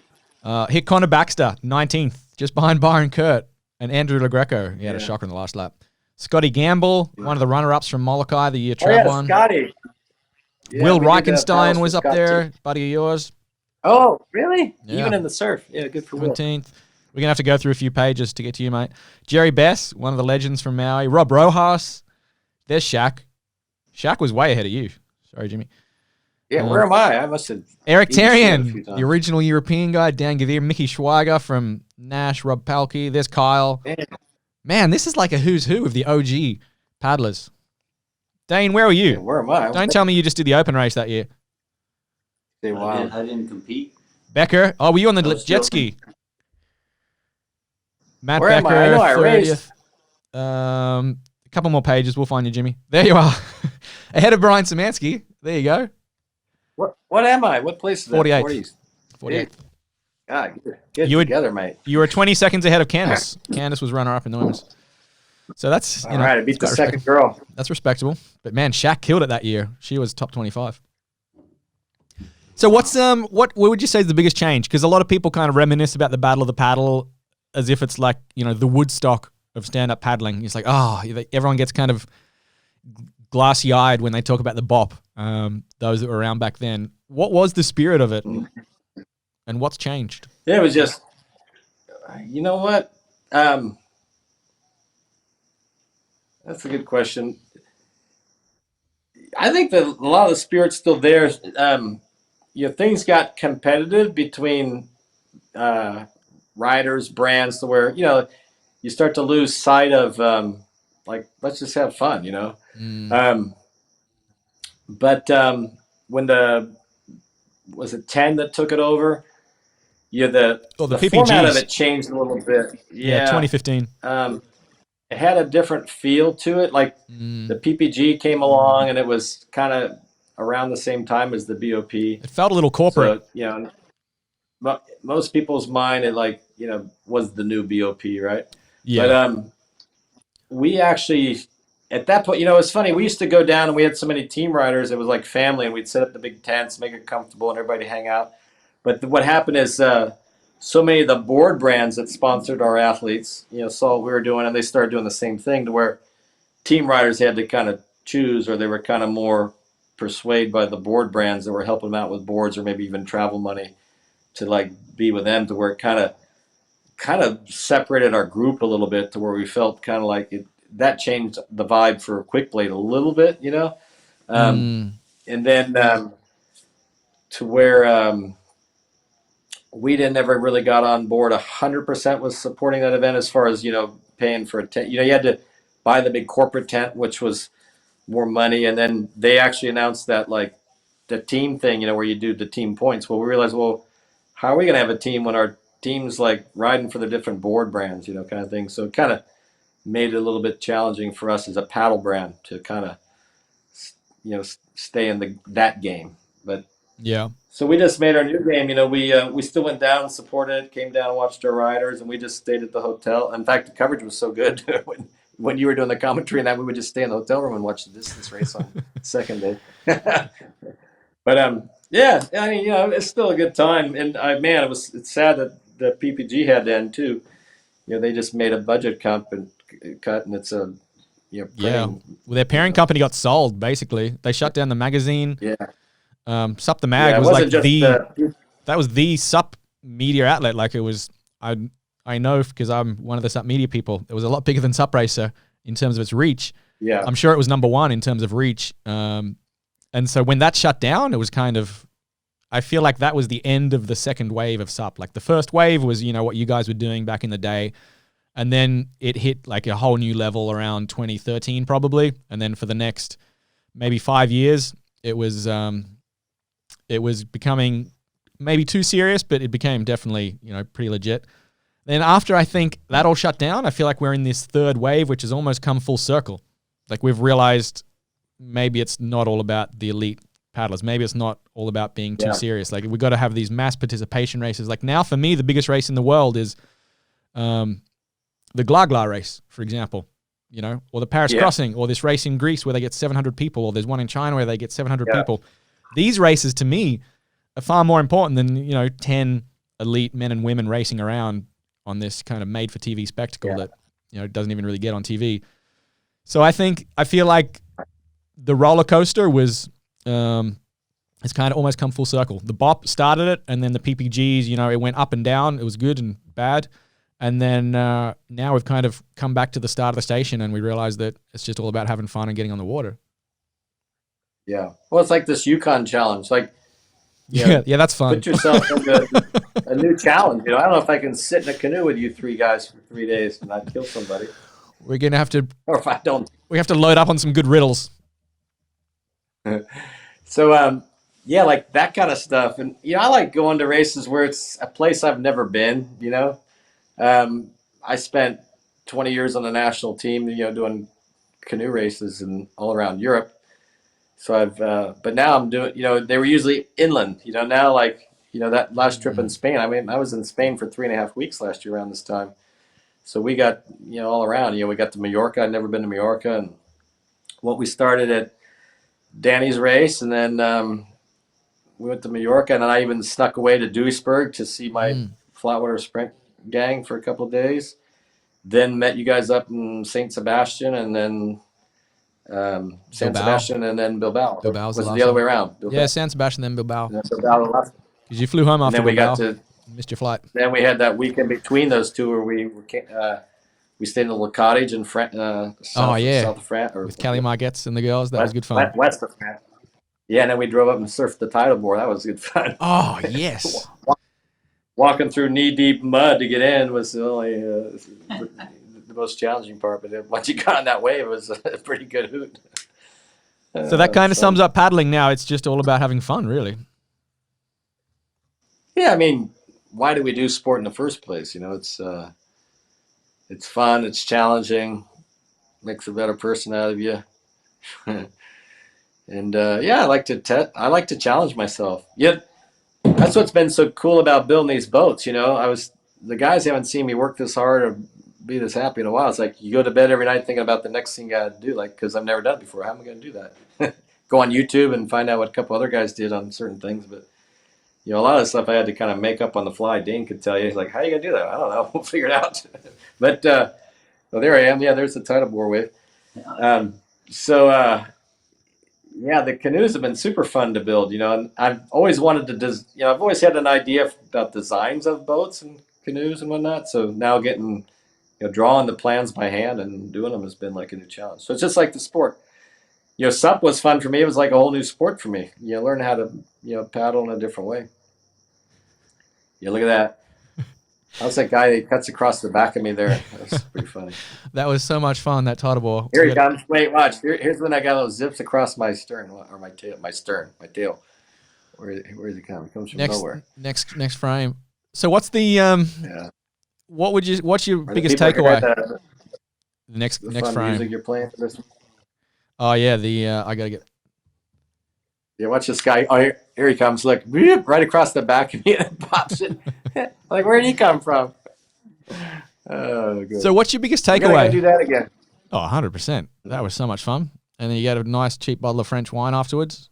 It was a perfect day. Biggest takeaway is road tripping with you back from the Hood River and places, and then going and see the sights.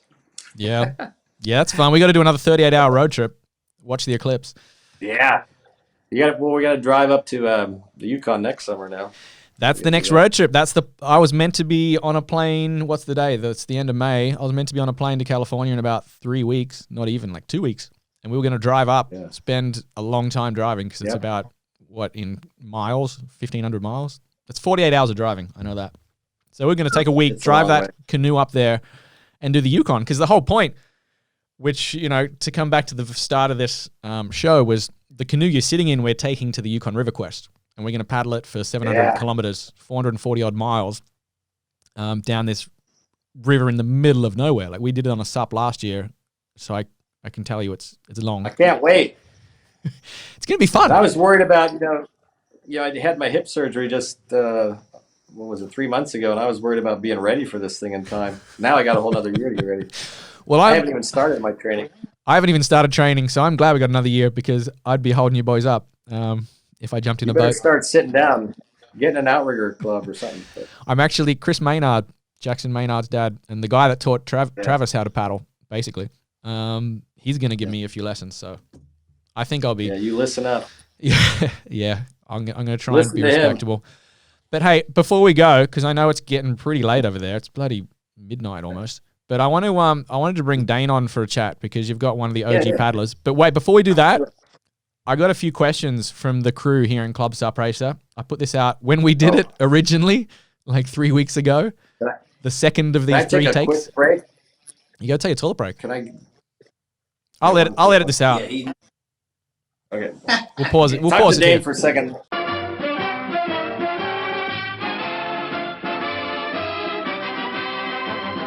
Throw a few questions at you from the Club Sup Racer gallery. All right. So I threw this out a few weeks ago when we were going to do the original episode. But a bunch of the crew were curious about a few things.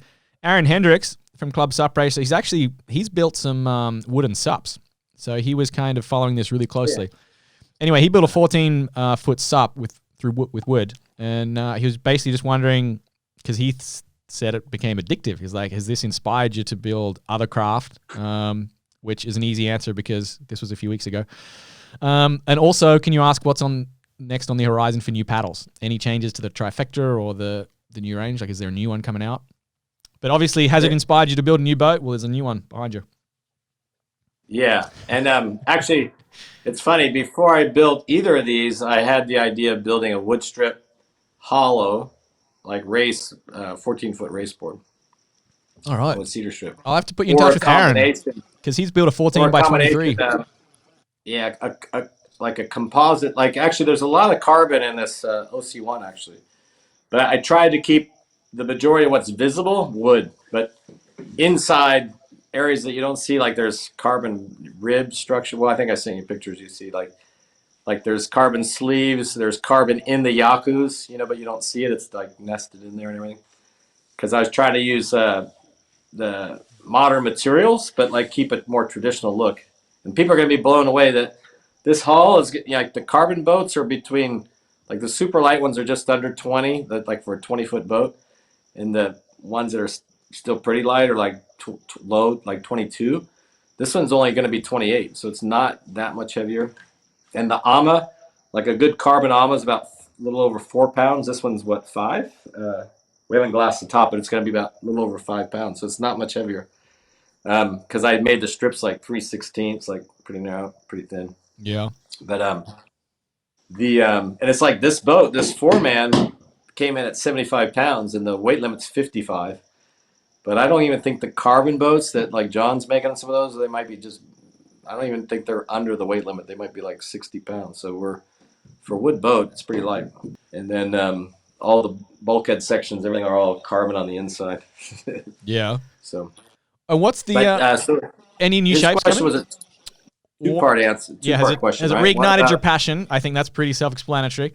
Yeah. And have you got any new shapes coming with the sup blades? For paddles, yes. I've for years still been infatuated. One of the most revolutionary things that changed paddles for like as far as making paddlers go faster, the paddle itself, was the wing paddle design that the Swedes came out with in the mid-'80s for kayaking. And that revolutionized the kayak paddle. It went from a traditional single dihedral kayak paddle to a radical, hard lip outside, scoop. They call it a wing. And it essentially a blade that will come out of the water ahead of where you put it in. The paddle will go out and away from the kayak and come out of the water ahead of where it goes in. And I've been trying to do that with canoe paddles for years now. And the thing with a canoe paddle is you got to use the blade on both sides of the boat. In an Olympic sprint canoe, you got to use it for steering. So the wing, variations of it have worked. So the V-drive essentially incorporates that scoop of the wing to some degree. It was Dave Kalama that wanted to try like a double dihedral with a scoop in the middle. So that's kind of how the V drive was created. We both made some prototypes, and it was the one he shaped actually that we both liked the best. And then we decided to enhance that concept, and that's the UV, where you'll see the double dihedral that's a V shape is pulled out, and it's actually kind of makes a U. That's kind of what we call it, the UV, with the more enhanced, a little deeper scoop. And so we're trying to make blades smaller, just as powerful as a bigger blade. The theory is that if you make a paddle like this big, do the work of a big blade, it'd be more efficient because it takes no energy to put it in and no energy to take it out, or less energy to put it in and take it out, I should say. So what's new on the horizon? Actually, I'm sitting with a prototype. We have the new Toho outrigger paddle, which is a more traditional single dihedral, subtle dihedral, real clean, smooth lines outrigger paddle. And this one, I basically carved all this out and scooped it out to kind of create that same scoop that the UV sup paddle has and put it into an outrigger paddle. And I'm liking this a lot. And this is actually the molds. We're making the mold right now, so this will be available this summer. And we're gonna so the new traditional blade's called the Toho, which is a Tahitian, means warrior paddling. And the new one's called Onoava, which means like the protector. I can't remember the exact translation, but it's another Tahitian name, because the Tahitians are in the outrigger world like number one right now, and it's what actually everyone over here by a long way. Is kind of and not to take anything away from you, have some incredible paddlers from over here and Hawaii, everywhere else, but Tahitians are a different level. People are definitely influenced by the Tahitians. And it's interesting, when I went to Tahiti a few years ago, the Manatea and Rete. The Hawaii Canoe race.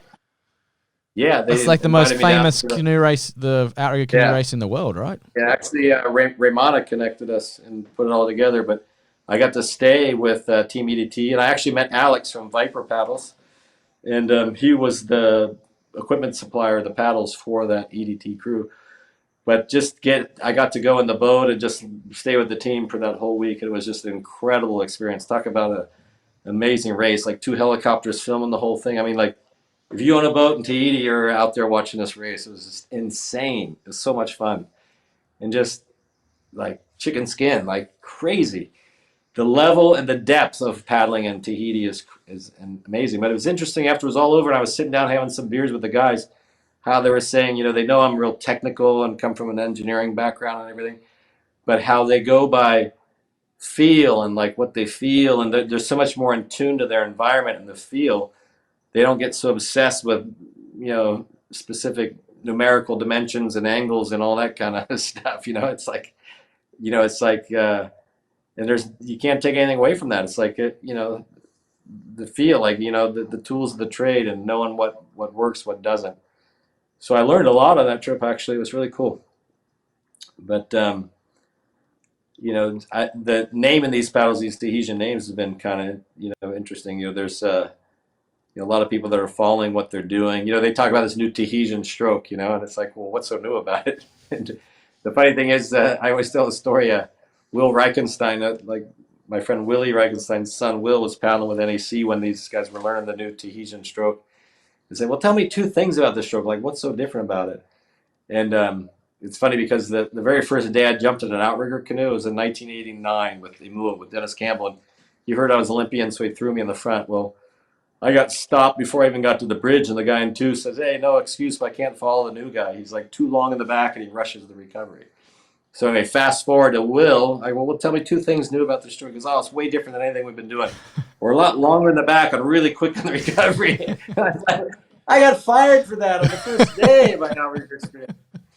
But so maybe the Tahitians had something, and I had it maybe back then, but gave it away because I had to blend with everybody else. But that's the key in outrigger. You got to learn to do, like, you got to get 6 guys to buy into this philosophy of what you're doing and do it together. Like, if you're not doing it together, it's not going to work. But you can, there's a lot of different techniques out there that'll work. Who's to say what's most efficient? People tend to look at who's winning and they want to paddle like them. But does that mean it's more efficient? Not necessarily. I'll name a. Well, I won't name him, but there was an example of a canoe paddler that was like one of the best in like '92, and a couple guys on our team wanted to paddle like him, but I thought he didn't paddle as efficiently as like somebody like Steve Giles from Canada, or somebody who just had a really fluid style. This guy to me did not look very efficient, and I didn't paddle like him, but some guys wanted to paddle like him, and they didn't go faster when they did. So back to this race in Anyway. Tahiti. This is one of the most incredible paddle races in the world. And where you finish in Bora Bora, it just looks like this stadium in a lagoon, like just thousands of people crowding around. And they make a line. I think you'll see it at the end of this video. There's like a lineup of people. Yeah. You go down this chute. It's beautiful. Yeah. And so I was on an escort Here we boat, go. so you're following Look them at in the lagoon. Yeah. And then I was just off to the right there when it was about 3 years ago. Yeah, everyone's out just in waist deep water, and the water's just like perfect water temperature, and then it's huge, you know. And these guys are local here; they're heroes in Tahiti. You know, they have a big press conference, and it looks like a full, legitimate, like like you were at a big major sports contest in the United States. What's interesting about this race is so many boats in the water, and they all follow the leaders. Yeah, they're so good at riding motorboat wash. Here, this is a good shot of it. It's chaos. How no one is crashing into him. I've got videos from being on the boat, and I was like, if I was to fall off this boat right now, I'd get run over by like 6 boats. I mean, it's that thick of boats. Wow. And these guys, what happens, so the boats will take off and follow the leaders, and then it helps keep the pack tight because they'll jump in all the motorboat wash. And they can kind of stay with the leader, you know, and so no one ever really gets away completely, because you can always jump on some motorboat that's following one of the leaders. Yeah, look at that. It's like a flotilla. Yeah, they have so much depth and just so many good paddlers, and Tahiti's a special amazing place. How they adapt, and like the biggest thing I recognize what makes them so good is they're like an orchestra, like the way they transition in the bumps, the way they wind up and wind off, and what they do, all the little details of what they do is just like they just don't make many mistakes. Well, that was a roundabout way of answering Aaron's question about anything new coming. So, but I like that segue to Tahiti because I think we could learn so much from the Tahitians. But let's keep going through the questions because there's a whole bunch here. And vice versa. If you flash back, the bent shaft paddles was invented by Gene Jensen, a marathon canoe paddler. It was that Illinois Brigade team I was telling you about earlier in our talk that won with angled paddles in the Molokai, and that's when everyone switched. Back then they used almost straight paddles, like relatively pretty straight, if not straight. So it does go both ways. The Tahitians have learned from the Hawaiians. They learned some stuff from us and vice versa. Yep. Well, the Californians and the Hawaiians. Well, lately they've been. The next question is a kind of another throwback here, which I'm guessing the answer could be another hour-long podcast. But Tony Webster, Club Sup Racer, has asked, how did Larry Cain influence your paddling career? He was like my idol as a kid. So I went to the Junior Worlds in '81 and saw these kids that were supposedly 17 and 18. They looked like they were in their 20s. And I was only 16 then. But I'm going over there, okay, I'm the best in America. I'm going to I'm going to do pretty good. And I just got, oh my gosh, it was such a humbling experience. Like I didn't even make it out of what's called the repechage. You have the heats, and then if you don't advance to the semifinals, you go to what's called the repechage. It's like a second chance to get into the semifinals. And I got eliminated in the repechage. But then I'm watching the finals from the stands, and there's this kid from Canada, Larry Cain, that wins it, and I was like, holy cow. And I remember that guy who won the 1,000 was Peter Prochaska, a Czech guy, and I think he got second to Larry in the 500. I think Larry won the 500. But I remember going, man, if this guy from Canada can do it, I can. And then that was in '81, so it was 3 years later. I had another Junior Worlds 2 years later, and then but I'd raced Larry in Canada a few times after that, and then Larry, of course, then won the gold in '84, and then we got to know each other better after '84, and then we were both on the Olympic team in '88, both on the Olympic team in '92. And Larry was training in for the team in '96, and I actually trained a lot with Larry and Thomas Budai and his brother in Florida. And then Larry ended up not making it in '96. The depth in Canada is phenomenal. I mean, he had at that time he had both the Budai boys. They were young at the time, but there was a guy named Steve Giles who was really good in the C1, and they. But anyway, so but yeah, Larry was really influential. And I remember watching him in training camps in Florida. We'd do these 2,000-meter time controls. The biggest thing I knew about Larry, he'd do the fastest time with the lowest stroke rate, you know? And that's what I tell people, and I go, it's about being efficient. Like, where does your paddle go into the water compared to where it came out of the water the last time? That's called distance per stroke. You got to, the better and better you get at enhancing your distance per stroke, you know, in the end, you're going to be a faster paddler. And Larry's just amazing at that. He could do like a sub 9 minute, 2 kilometer time trial with a stroke rate of 50, you know, it's like, it's amazing. But yeah, it was pretty cool. Larry was, and we've with SUP, you know, I tried to get him into SUP pretty early on. He kind of blew me off because he said he didn't surf. And then he got into it a little later, and I can't remember if I talked him into it or he says Chris Hill or somebody talked him into coming to Carolina Cup. And then that's when we kind of really rekindled our friendship. And now we're really good friends. We've done a lot of like clinics together where we both do them together. And it's pretty fun because when I do a clinic with Larry, he'll use certain analogies or things he'll say that like, oh, that's perfect. Like I'll use his stuff and vice versa. You know, like when you have somebody with that much experience and they have a different way of saying stuff. Like a lot of times we're trying to get people to do the same thing, but we have a different way of saying it or another visual tool to like get them there. Like we talked about the stroke being like the shape of a Nike swoosh, he told me. And I made this like paddling thing where you put a marker on the end of your paddle and you can kind of actually draw your stroke on the light board under the simulator thing that I made. You know, when he told me about that, I go, yeah, that's exactly what I'm trying to do. Is how do you get people to get the blade buried up front, you know, and really load it up early, you know, kind of thing. So. Here he is crossing the line, winning the gold. Larry Cain. Yeah, I was there. Yeah. 1984. You were watching that race live? Yeah, I was in the stands. So Henning Jacobsen, the Danish guy, and then the German guy who actually was leading or like pretty far Faust. up there, right, with Larry. Yeah, Hartmut Faust. He was a good friend of mine. We raced at the Junior Worlds together 2 years later, and I never beat him, but I was like right on his heels a couple World Cup races. Yep. But yeah, he got he was pretty young too. So we were both, I was 18 at the Olympic trials in '84 and 19 at the Olympics. And Hartmut Faust was the same age as me. He was only 19 at the Olympics. So safe to say Larry Cain has been a pretty big influence. Yeah. We're really good friends. So, you know, I love Larry's passion about paddling. I mean, for him to be doing what he's doing now with, with Paddle Monster as a coach and everything, you can just, he loves paddling. He never stopped, I retired and kind of quit paddling and, got busy with the kids and, SUP kind of rejuvenated my competitive paddling because I didn't really think I'd compete paddling too much, once, Sydney was born. And then it became my business, when I quit my aerospace job to do paddles full time. And then, rekindling with Larry. I mean, there's one video that Chris Aguilar did when we were in Toronto, or when we flew up for the race that Derek Shorter puts on. Is this when you snuck past him at the end? He talked about that. No, we were together at the end. We drafted each other the whole way, and then he beat me at the end. All right. But he talks about how, like, that's a cool thing for him, too, is just that, reconnecting again. And, Facebook's been great for that. As much as you want to, social media is good, and it's a curse and a blessing in disguise. But I remember that's when I really started to like reconnect with a lot of my old paddling friends because once you start to connect with a few paddlers on social media, it was Facebook at the time.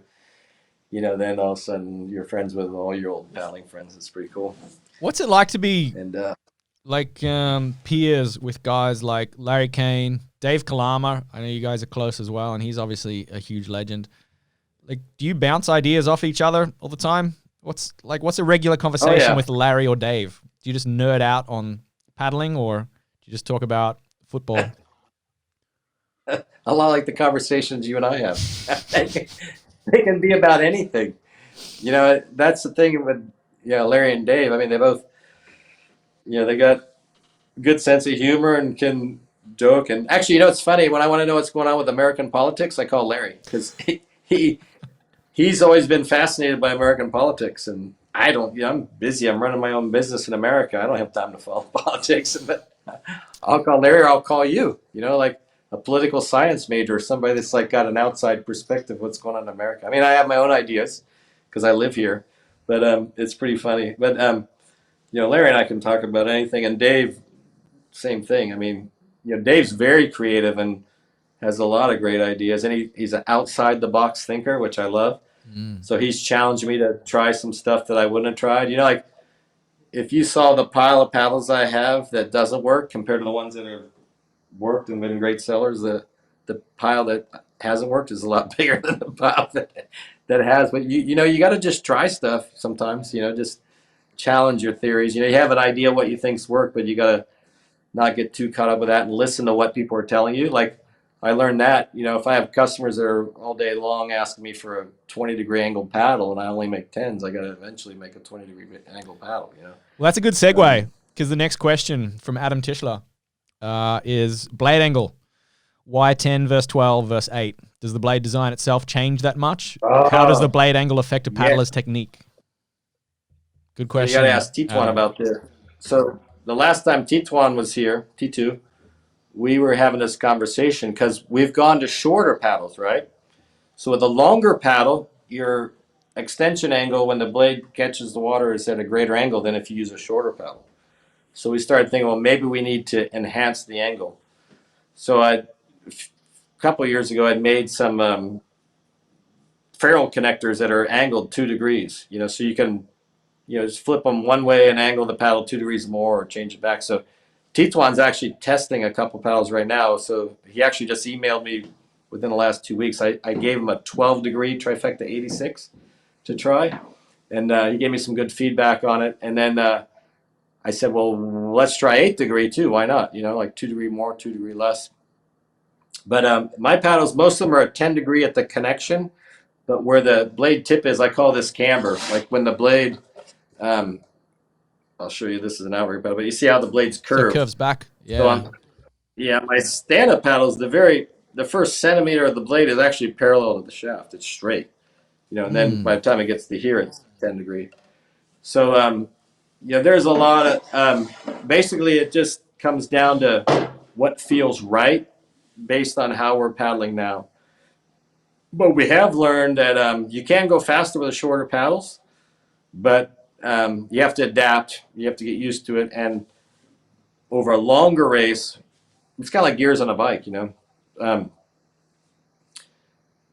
But blade angle, yeah, that's a good question. You can play around with it and see what works. Like if you have a really short reach, you can maybe do like more blade angle. It's all about getting the blade most vertical through the longest period of the power phase. Like it's going to be the most efficient.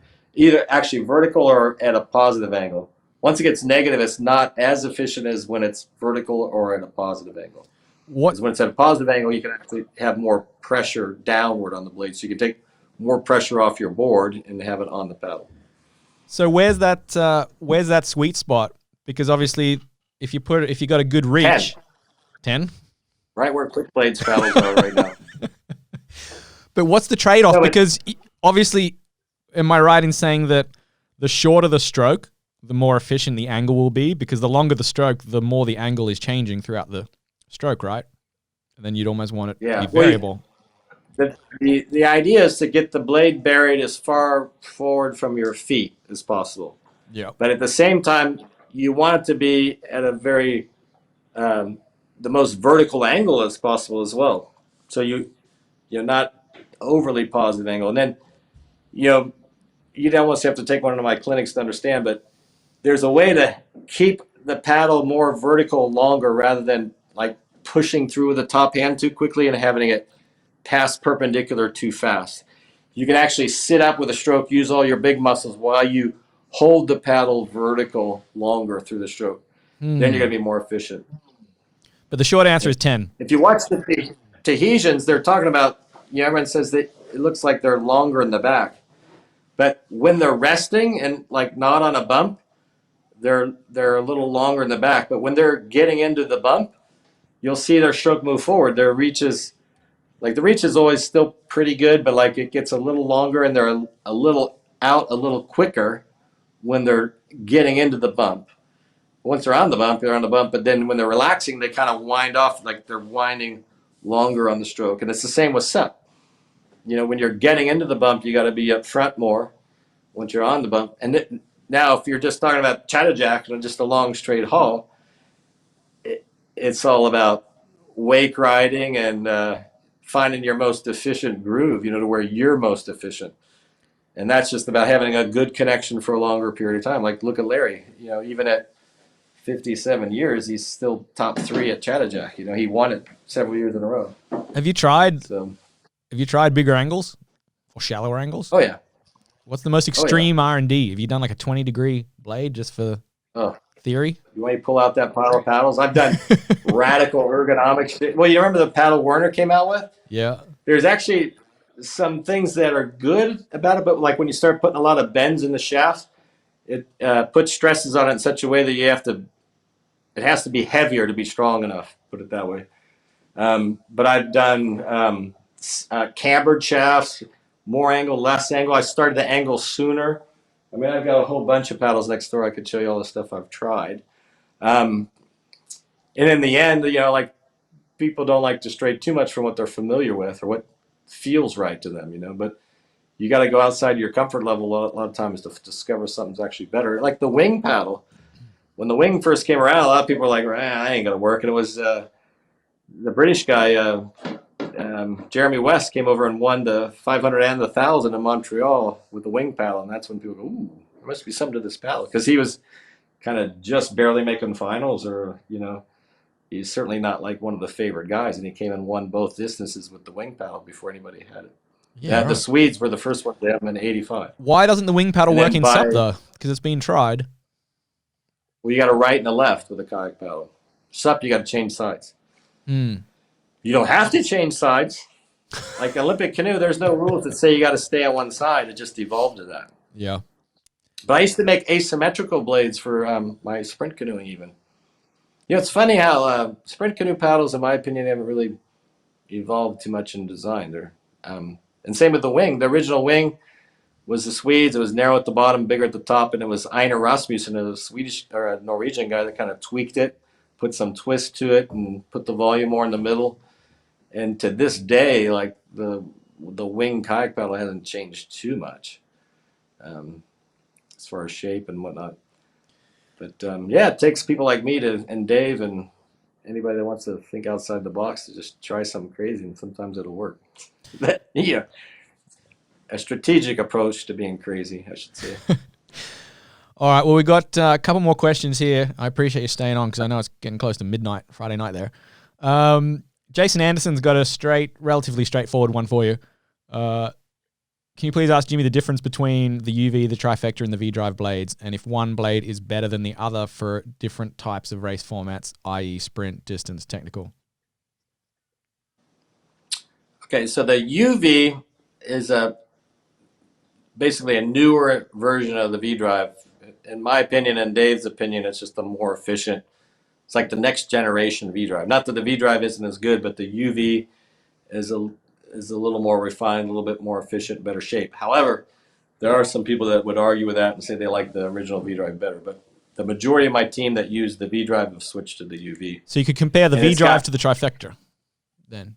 Well, no, the V-Drive, the UV to the V-Drive, those are similar.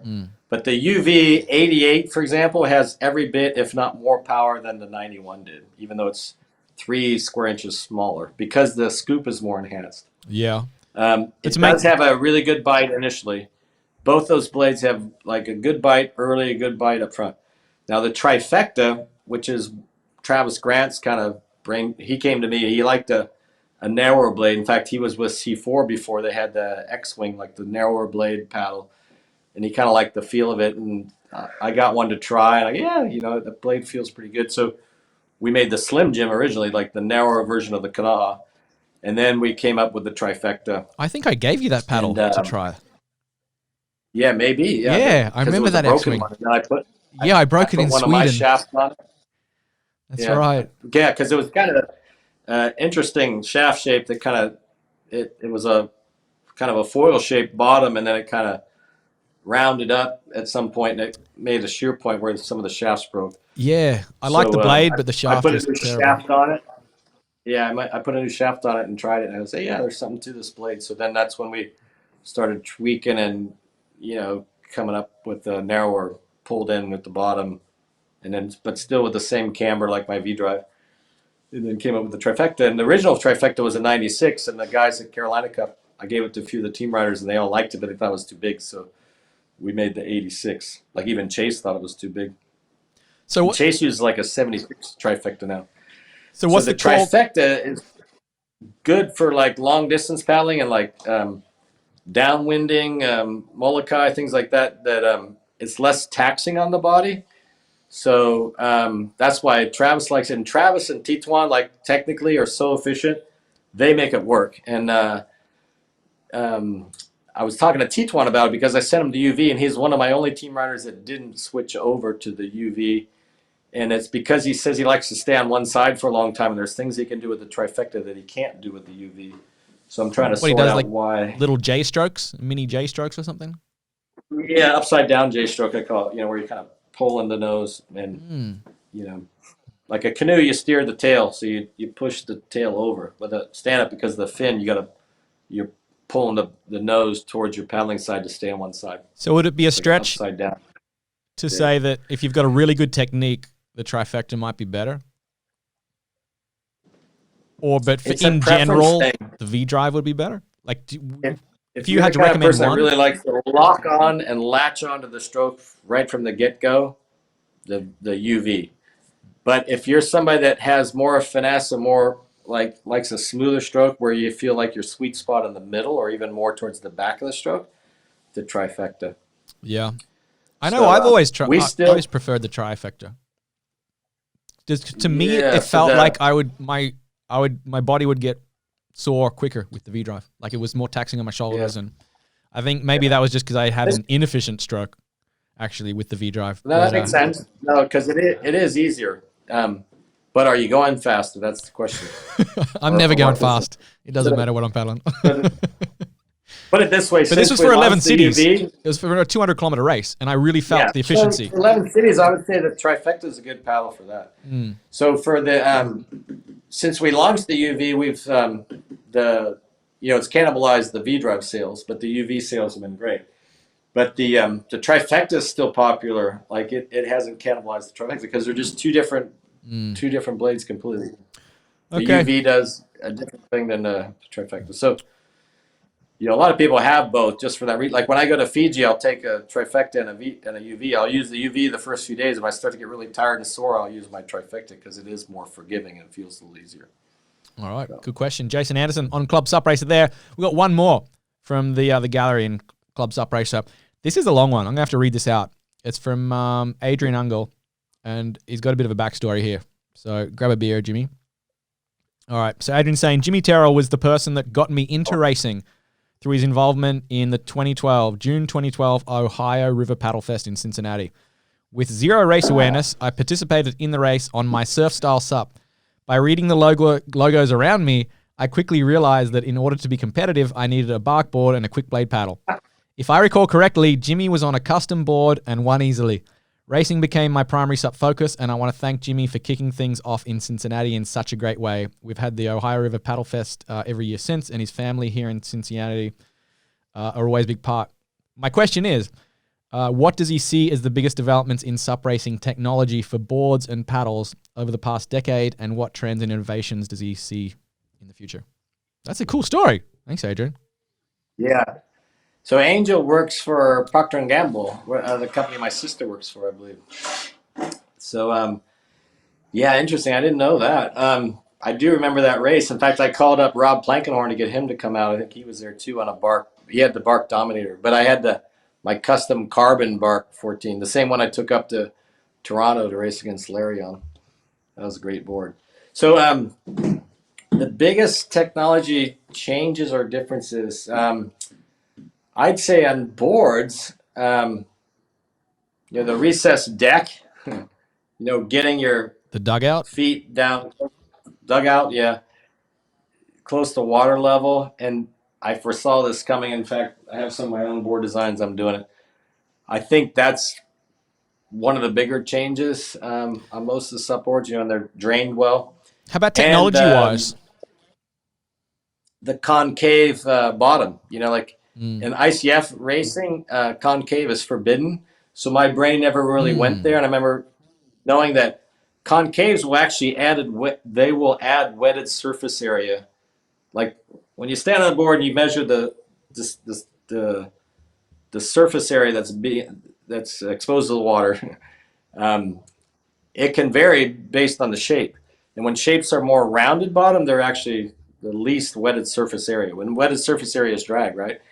But with SUP, stability is such a key thing and especially initial stability, that the concave, when I looked at it, was kind of like, there's no way that's faster. When I jumped on, I was doing clinics in the Netherlands, and I jumped on starboard, one of the starboard boards. They had the concave, and I was like, wow! Like the first thing I noticed was the initial stability. So that's where I started like tinkering with some concave bottoms and stuff. And you'll see so many of the other brands now doing that concave bottom. So you got to give credit to that. That's one change I've seen. That's dugouts and concave bottoms.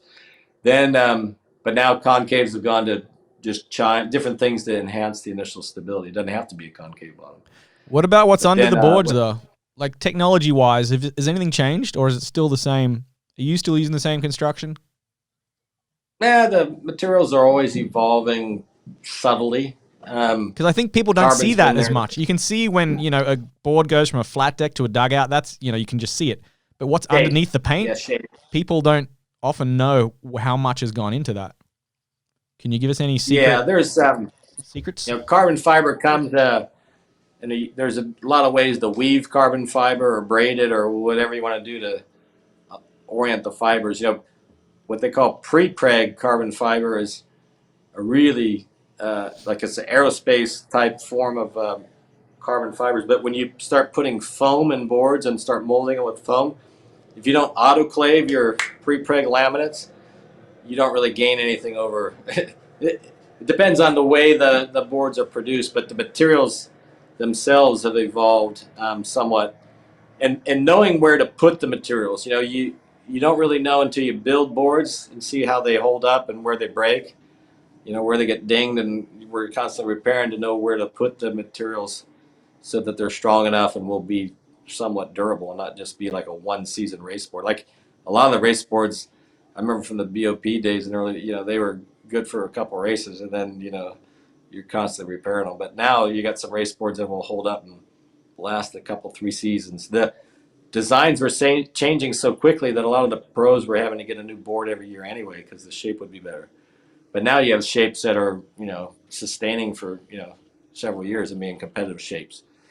So the materials have evolved a little bit too, and I won't be too specific on what. But same with our paddles, like when we first started building sub paddles, you build them and you got to underbuild them to see where they're going to break, and then we keep a lot of accurate records on where the paddles break, and then try and figure out why or how they broke them, and then you put the materials where they need to be and take materials away from where they don't need to be, and that's the new shaft on the UVs is that way. There's more material in the front and back and the middle of the shaft than there are towards the ends because the shafts rarely break towards the handle end and towards the blade end, except for like right at the blade. So we're trying to like take material out of where it doesn't need to be and put it where it does need to be to keep the weight down and keep them durable. We have a lot of people that have paddles for 10 years and more, and we're constantly fixing up for them and giving them back to them because they're perfectly fine still. Well, what's the future? What's the look in the crystal ball? What do you? I wish I knew. Is there anything that you'd anything you'd like to experiment with? Shaft, and it won't be a blade. It'll just be like a little motor with like a prop. You just stick it in the water and turn the button on, and it just like pulls you down. If you apart from an e-paddle, what would you like to experiment with? Is there anything you thought, man, I should try this? You ever see Spider-Man? You know how he shoots the web? imagine you got a paddle and then you shoot the blade about 100 yards ahead, and it anchors in the water, and you push another button, and the slingshot you pass. Now you got like a 200 foot per stroke. That's a hell of a reach. That's my next. But what would the blade angle be on that, Jimmy? You'd need a specific. Well, 90. You need like a 90 degrees. Water, yeah. And then it just stays there, like it's a blade that just stays perfectly vertical in the water until it shoots you past. Then you recoil your web and shoot it forward again. I've been working with Spider-Man on this. We're going to launch it in 2025, I think. Yeah? The Spider Blade.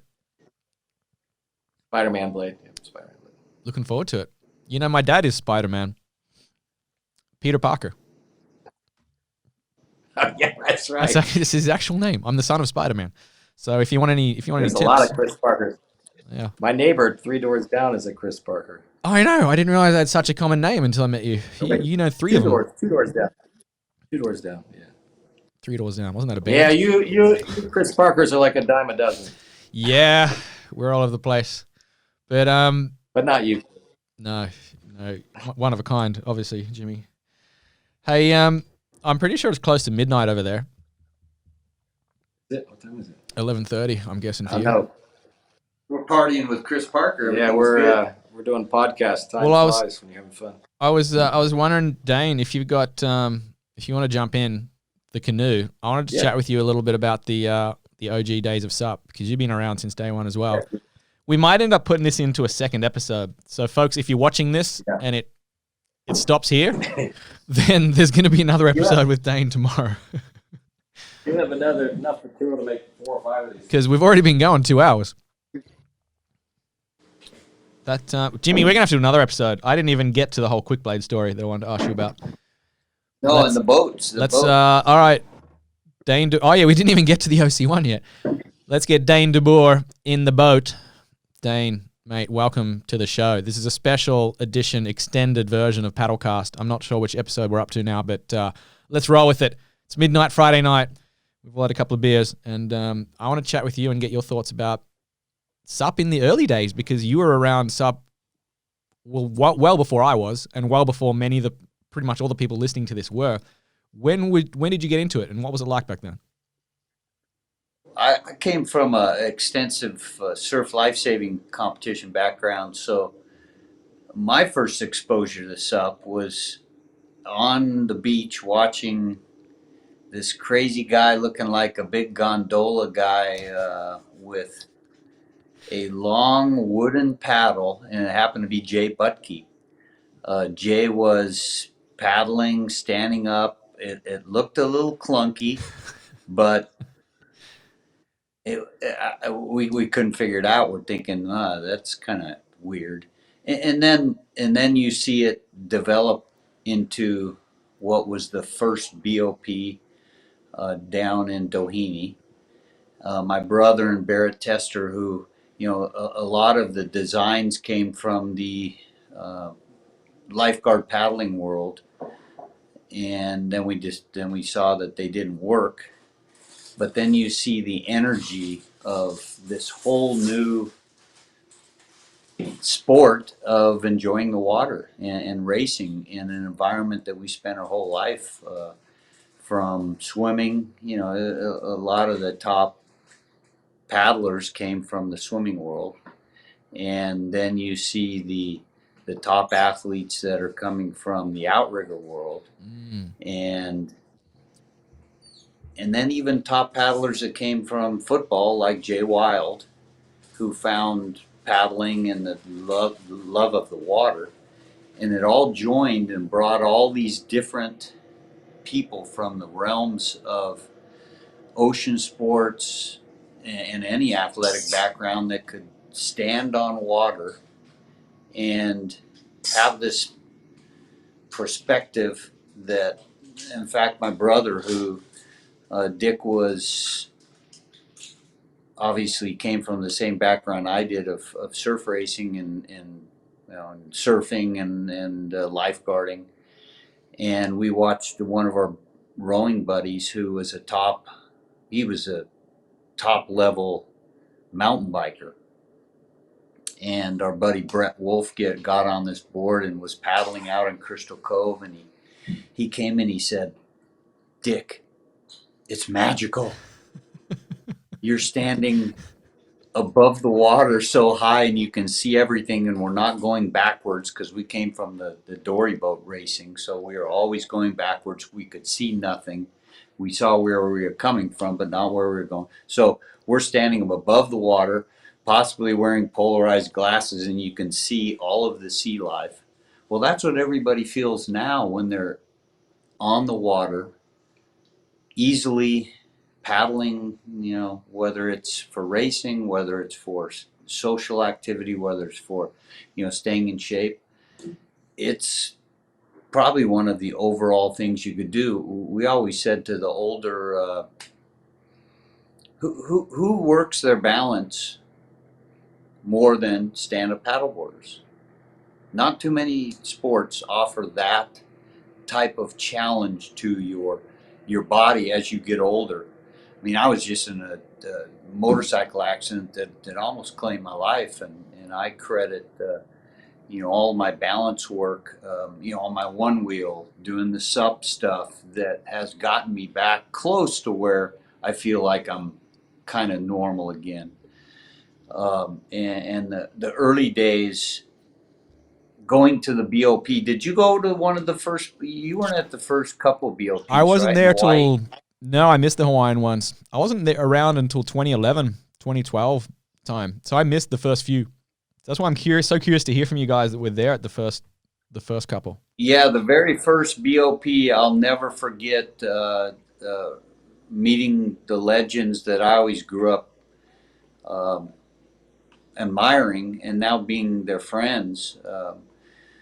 I was standing in the welcoming party the night at the Quicksilver store, and we had just finished, and it was we called him the Canadian Fabio, Bodie Shadrow. Bodie was one of our good friends, and actually kind of met him there, and it was Bodie, me, and Jerry Lopez standing in the corner talking as the party was ending. And Bodie is very congenial, very talkative, and he asked Jerry, he said, "Jerry, what is this like for you? What does this mean right now?" And he said, "This is the exact feeling we had when we were surfing Pipeline. The boards were changing. The camaraderie was just about the activity and the brotherhood of being part of this new feeling." And he said, "That's the feeling it's the same feeling we had in the 70s that's now in this whole new movement of SUP." So, my feeling is that we're on the cutting edge of something that was evolving. The shapes were new. Every time you showed up to a new race, things were new. We saw, the split hull designs that Stand-around. that they were Standamaran. racing it over Stand-around, and Kyle was racing that, I think, initially. We would always look to Jamie Mitchell winning his 10 in a row paddleboard, and then seeing him come into the sport and thinking, "Oh, okay, look at that perfect triangle he's using." And we actually created this teaching system called the Academy of Stand-Up Paddleboard Instruction, and ASI, which we brought lifeguarding into the stand-up world of creating this standardized teaching, where we thought, wait a minute, people are going out on the water and it's inherently dangerous. So we need to create this system that brings in our lifeguarding perspective of, let's make it safer for everybody, because you go out on the water, it's not like riding a bike or going for a run or doing a yoga class. You're out in a inherently dangerous environment. So we thought it's important to create this teaching system that made it a little bit safer for everybody, and that turned into two or three different realms of When was this? How far back does it go? Like, when was your first experience stand-up paddling? Do you remember the year? 2000. Well, it was Because the first BOP was 2008. So go back from there. Yeah, 11 years ago. So 2008, and then 9, and it was 2010 when it really started to become something that was more, I would say mainstream, where you had stable crafts. The first paddleboards we actually used Jimmy's paddles, but the first paddleboards that were on the water, we actually just said it doesn't matter what you're on, it's having a perfect paddle in your hands. But we used windsurfing boards. We would tape up the holes, and we were paddling on those. And then Jimmy loaned me his first board that he used in the BOP, which was a Ron House board. And I'll never forget, I tried to race on it, and I finished the race on my knees because I couldn't stand on it. It was hippie. And then you have the guys making the unlimited boards. Unlimited racing now is kind of a thing of the past, where you had 18-foot 6-inch boards or 19-foot boards that Thomas Shahinian was racing. Yeah. And they were the fastest crafts on the water. And Rob Rojas. When you're talking about, he'd Rob win the Rojas BOP distance race every year.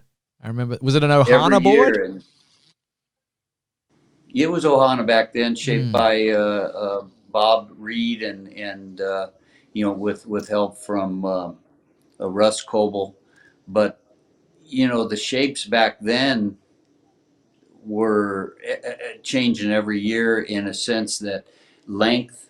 In fact, the BOP that Sparky wanted to go through the surf, because that initial BOP wasn't the same, that M-shaped or multi-change of direction in and out of the surf. And initially, Yeah, it was 2009 when it got in the waves, right? The second year. Right, and that's where Sparky wanted it to actually go parallel through the surf, and there was a big, lots of conversation about what the course would be.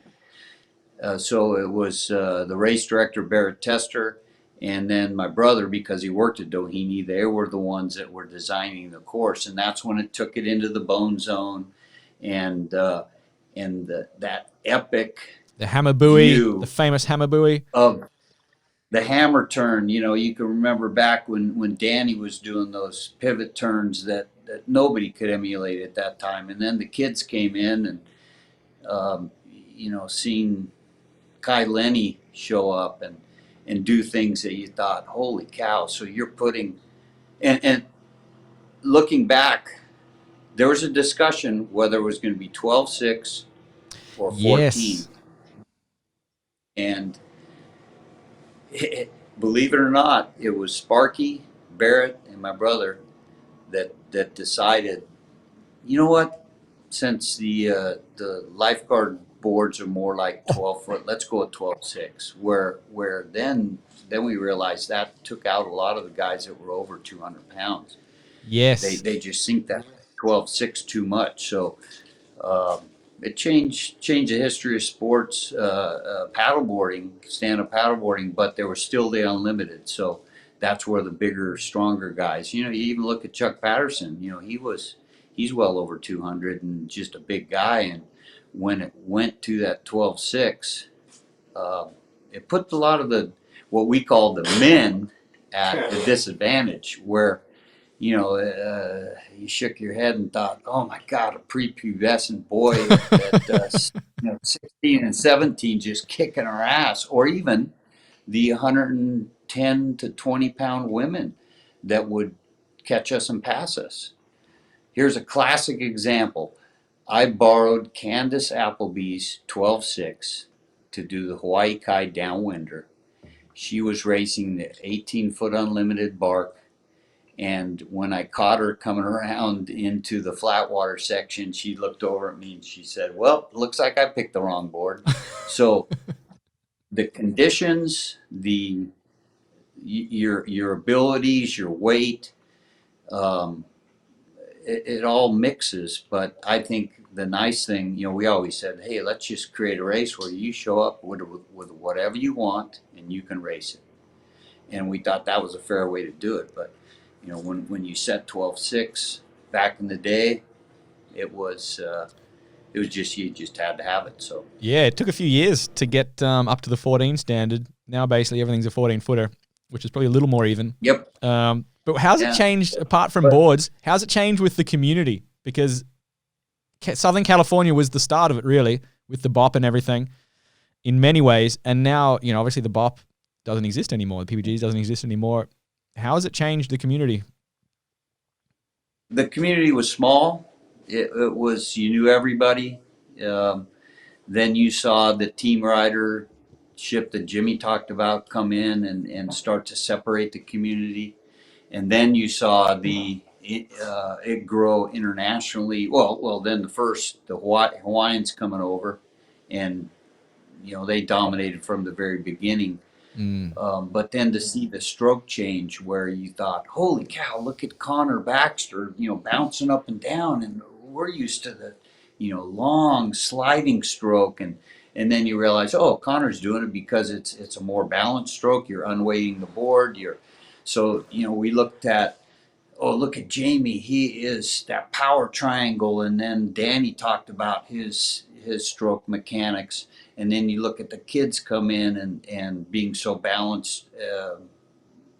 So everything has kind of changed, but it's the same thing. You're still moving that paddle into the water and moving forward on this platform that's kind of determined by length, but now there are all these different shapes. So to see it go from small local to simple paddle boards to more efficient paddles and high-tech shapes. I mean, look at the shapes they're doing now.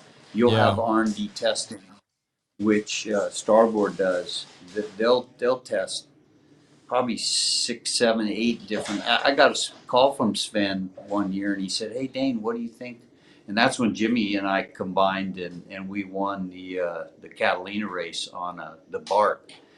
But then Sven was asking, "Hey, what do you think about the battleship nose versus that soft, more softer?" I said, "Well, flat water, that sharp, cutting battleship nose works best. But then when you get any type of chop, that softer nose, bigger volume works." And so look at where the All-Star is now, and or the boards that are dominating. It's a fine cross from both of them. So when we were originally on shapes that were just basically oversized longboards. I raced a couple of races on one of the first infinity boards that was ever made right down there in Tahiti. So the camaraderie, the closeness, now the international feel, or it's worldwide. To hear you talk about the names from all over the world, it just blows me away at where it's gone. Really. Do you still paddle on a SUP? I do, and mainly for rehab. I spend most of my time focusing on trying to get back into shape for the 2-man Dory. That's a whole nother world. But yeah, explain that really quickly, because even the Aussies don't understand Dory racing. We have something similar called like the rescue boats, the 4-man, the surf boat racing. But Dory racing, I think, is the coolest sport in the world. I want to try this. It looks incredible. I'm going to get a picture up on the screen. Yeah, the boaty world of Australian. Look up the Mike Knight race. Lifeguard Dory Racing. Mike Knight. And that's Knight. Anyway, the boaties of Australia, they're rowing a 30-foot boat with 4 guys in a sweep, which the sweep steers the boat. Yeah. And they have to race the bigger boat because they have such big surf. This boat you see now in the picture. Was that you? We couldn't even. Was that your brother? That's Dick in the bow, and the bow's facing backwards. He's in the front, but in the back, that's me jumping in. And so the unique thing about dory racing is that it's an actually a 3 lap race around an apex course. So we go in and out of the surf. On each lap, we do it twice. So it's actually 5 times in and out of the surf with a finish lap, and we surf waves in and out, and it's on the same course. So we'll have boats that When was this? are coming 2011. out. Yep. Yeah, and Dick and I actually won the national title in 2010, and You've got the Rainbow this Sandals was our. logos in the boat from the BOP. I just noticed. Oh, that's right. That boat was sponsored by Sparky. So isn't that crazy Wow. how that was the Sup World influence into our boat. Uh, Jimmy Terrell actually made some of our first carbon blades. No, that they were too efficient. And There's something to be in. the next boat is a Hobie boat. That one over there, I can see the Hobie logo. Well, you mentioned these names in the stern of that boat is Rob Pelkey and it's Mitch Kahn in the bow. So yeah, 2 Wow. legendary watermen. Oh, gee. Yeah, so this yeah, Oh, so so someone does a it's run, neat because and when you we did the come run? up, we have to exchange on the beach, which means you go up and across the line that's actually down the beach because it's an apex U-shaped course. So I have to go up and cross the line, then come right back and rejoin it. So it's usually about a 5-minute lap in 3 laps. So it's a 15-minute race. And yeah, so Wow. this is if you can fast forward to the end, and you'll see that why Dick and I have the nickname of the Flying DeBoer brothers. Geez, how did you get through this We one? Hang on. Well, that's just planting your blade and putting the power to the water and hoping that you're in the right spot. You're almost You 90 know, degrees. Wow. yeah. And it's a self-bailing boat. We don't have the electric pumps like the Australian surf boats. So Damn, you it is boys a are fit. It just self-bailing. looks like hard work. Well, this is kind of why we could go fast when we got into the sup world, but when it came to balance and in surf racing, we could never hold the candle because we just not. Now, so watch this. This is Well, you're we trying always decide to end in a flare. So here's okay. This is a rip the lip, trying to pull off a headstand, and then we actually straighten it out. So Dick was a really good bowman, and he's screaming at me, "Hey, go back up!" So we finish with the full headstand. Was this the standard lifeguard? Is this like the surf boat, the rescue boats in Australia? Is this what you guys used, like in the old days, to rescue Oh people? yeah, yes, yeah. It's the history is, prior to, their stories of Hawaiian lifeguards. The Duke actually rowing down the beach because he heard people were in trouble, taking a Pacific lifeguard dory and rowing it down the beach and rescuing people. So the Pacific dory, which is used for fishing, was one of the first rescue craft in lifeguarding because swimming to make a rescue wasn't something that was normally done. Yeah, right. Wow. Is this a big thing in racing? Like, because obviously in Australia, lifeguard racing is basically our national sport, but I'm guessing nowhere else is quite as fanatical as we are. What's it like No, in no. California? You to your national championships, your Aussies, you draw, I've got 10,000 not only competitors. national TV crowd, but you draw 300,000 people to watch over a network. We don't have it. We have a 10 race Pacific Look at that one. Ocean Series Yeah.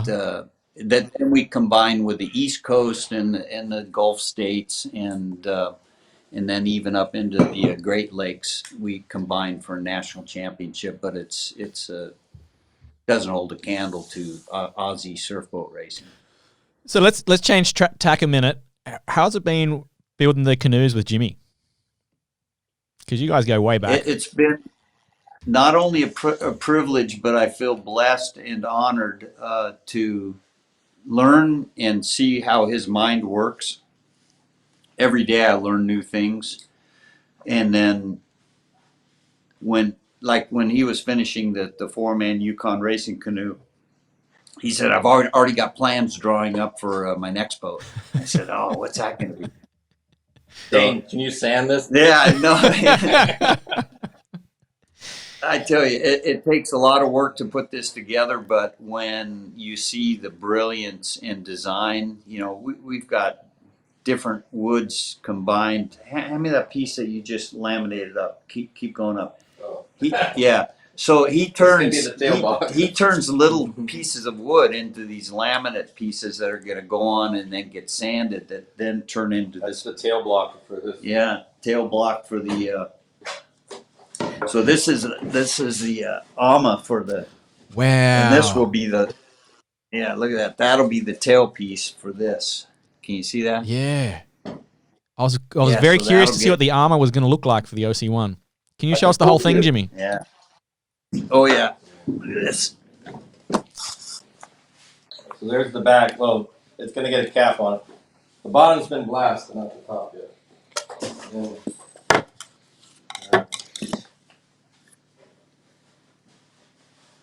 This is what you call the stem. Can you see it? Yep. So this will all get shaped in, but there's like a bunch of layers of cedar and poplar in the nose to that'll blend out and give you like really cool look on the nose. What's the coolest thing about this boat is you only see actually Alex from Viper does like a more foiled shape. The part that connects the outrigger to the canoe is called the yaku. Yep. And can we get a close up of that OC1? Yeah. Well, so check these out. So these are my yakus. They're like wing shaped. Oh, that connect the armor and the canoe? Yeah, so they're half the thickness of the typical round tube. Most of the round tubes that come out of the top carbon canoes that like the Ozone makes for Johnny and Kai are about 1.25 inches, kind of like the stock size. So these are like half the thickness. When you look at a head-on shot of an outrigger canoe, it's actually the majority of the wind resistance is actually in the yakus. But so these go into a sleeve. You can probably I'm going to carry you over. So I taper these down so that they slip into these little sleeves. See how it's loose right there? Well, when you slide it in, it's just like solid. Nice. And everyone asks, well, how are you gonna fasten? So now it's bottomed out in there, and there's it's virtually no wiggle whatsoever because it's in a sleeve that was laminated over the yaku itself. And everyone says, well, what are you gonna use to connect it? I think I'm just gonna wrap a couple layers of electrical tape around here because it's not gonna go anywhere. And in Tahiti they use like the rubber lashings. And what's electrical tape? It's a rubber lashing, but it's just the watertight little rubber lashing that'll just like hold this snug in its socket. Like no water can go in there. And the front one goes right here. Oops. Move that back a bit.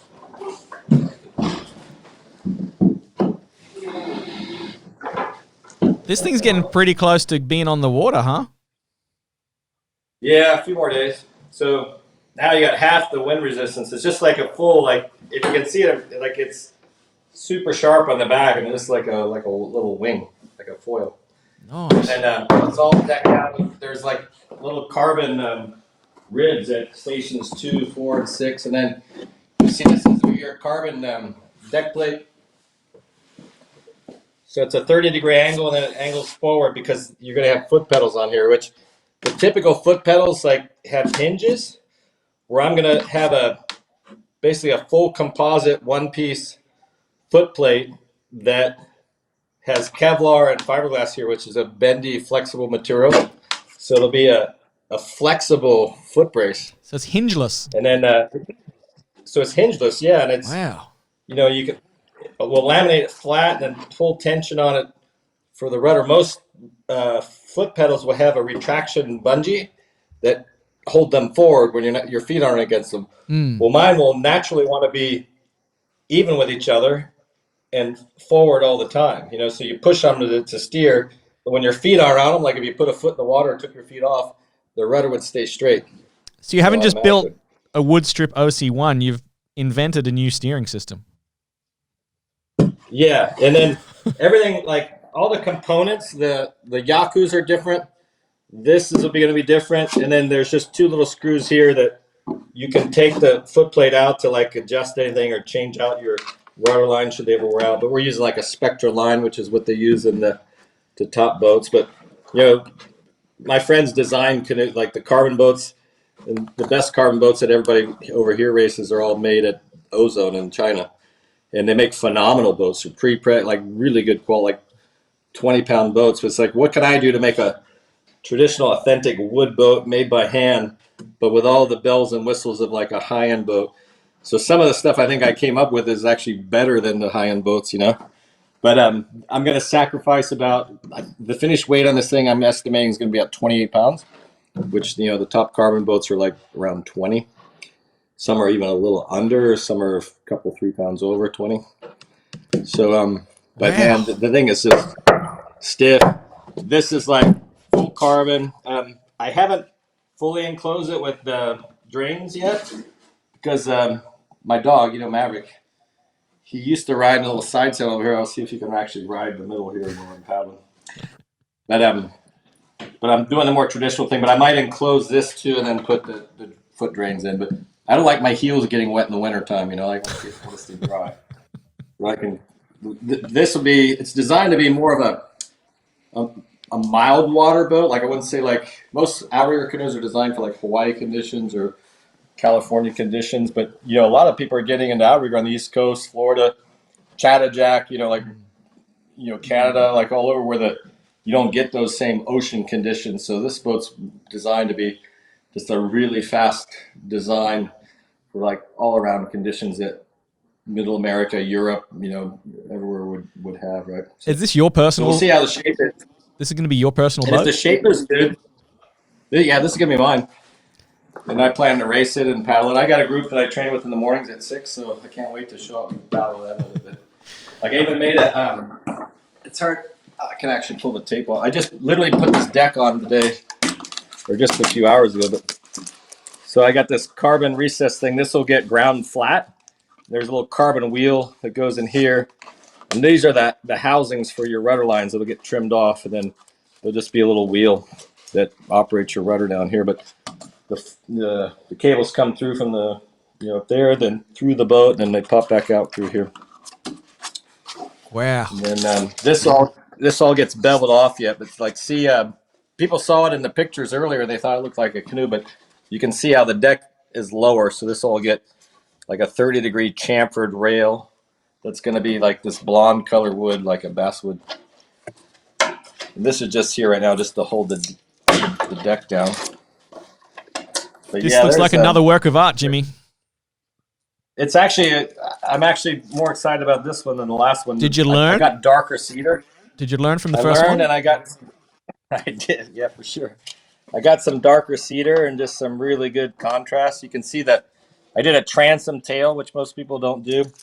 And I did that more just to be unique and different. But the water line is going to be right at that apex of this right here. Wow. Like this, if you're, say, 100 kilos, you're going to float it about here. But at my weight, I'm going to be right there, I think. She's a beauty. Yeah. Look at that laminate there. Yes, this is bird's eye maple on the end. So if somebody ran into the back of me, they're going to chip their boat. But not mine. It's super hard. Is wooden OC1s a thing? I've never seen one before. Well, in Hawaii, for paddles, they have a rule, like for OHCRA rules, like the paddles need to be made out of wood, and it's to keep the tradition alive. They had for a long time, the wooden six-mans, the koa boats. And it was a real, big thing to like race Molokai in a traditional boat, in a koa boat. But once they allowed fiberglass boats, all the boats became fiberglass. And now they have unlimited boats, that are, they look like a 6-man No weight kayak limit. with an outrigger on cockpit. Yeah, and those are all carbon and also made at ozone, like super nice boats. But did OC1 ever they're go through faster. that traditional phase, or is OC1 too new to have gone through its wooden phase? Well, it's funny, I was racing OC1s before that. It used to be in California, like in the 80s, surf skis were more popular because OC1s didn't have rudders yet. They had, like Walter Gill and the guys out of Hawaii were making the boats. You could get a couple over here, and we used to do regattas on them, but they didn't have rudders. They were just like 20-foot long, sleek, one-man outrigger canoes, like more Tahitian style.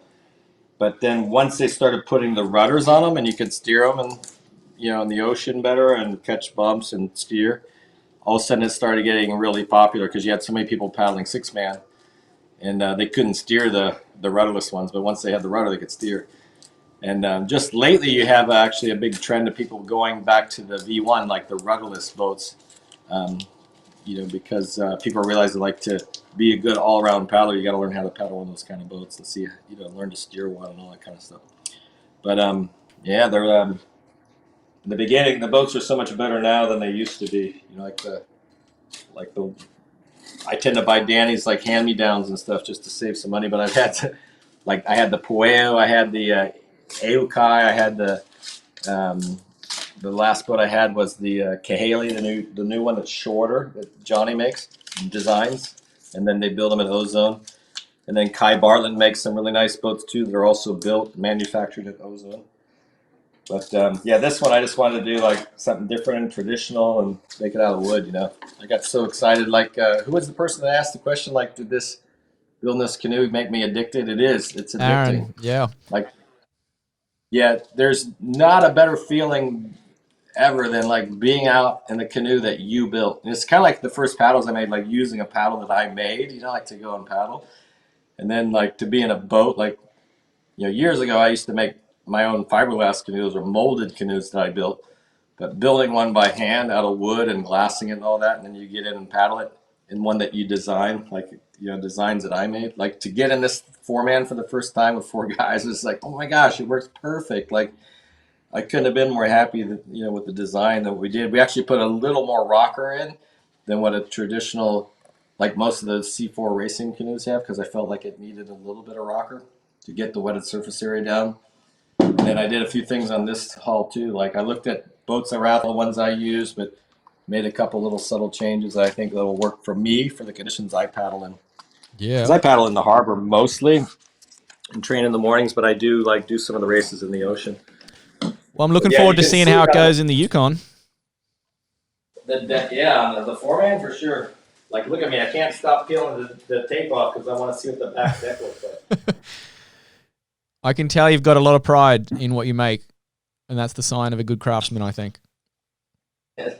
Yeah, I found it funny that Trav called me a perfectionist, but I got to think about it. He goes, yeah, I guess that's a good way to describe me. I wouldn't say I'm perfect, but I'm always trying to achieve perfection.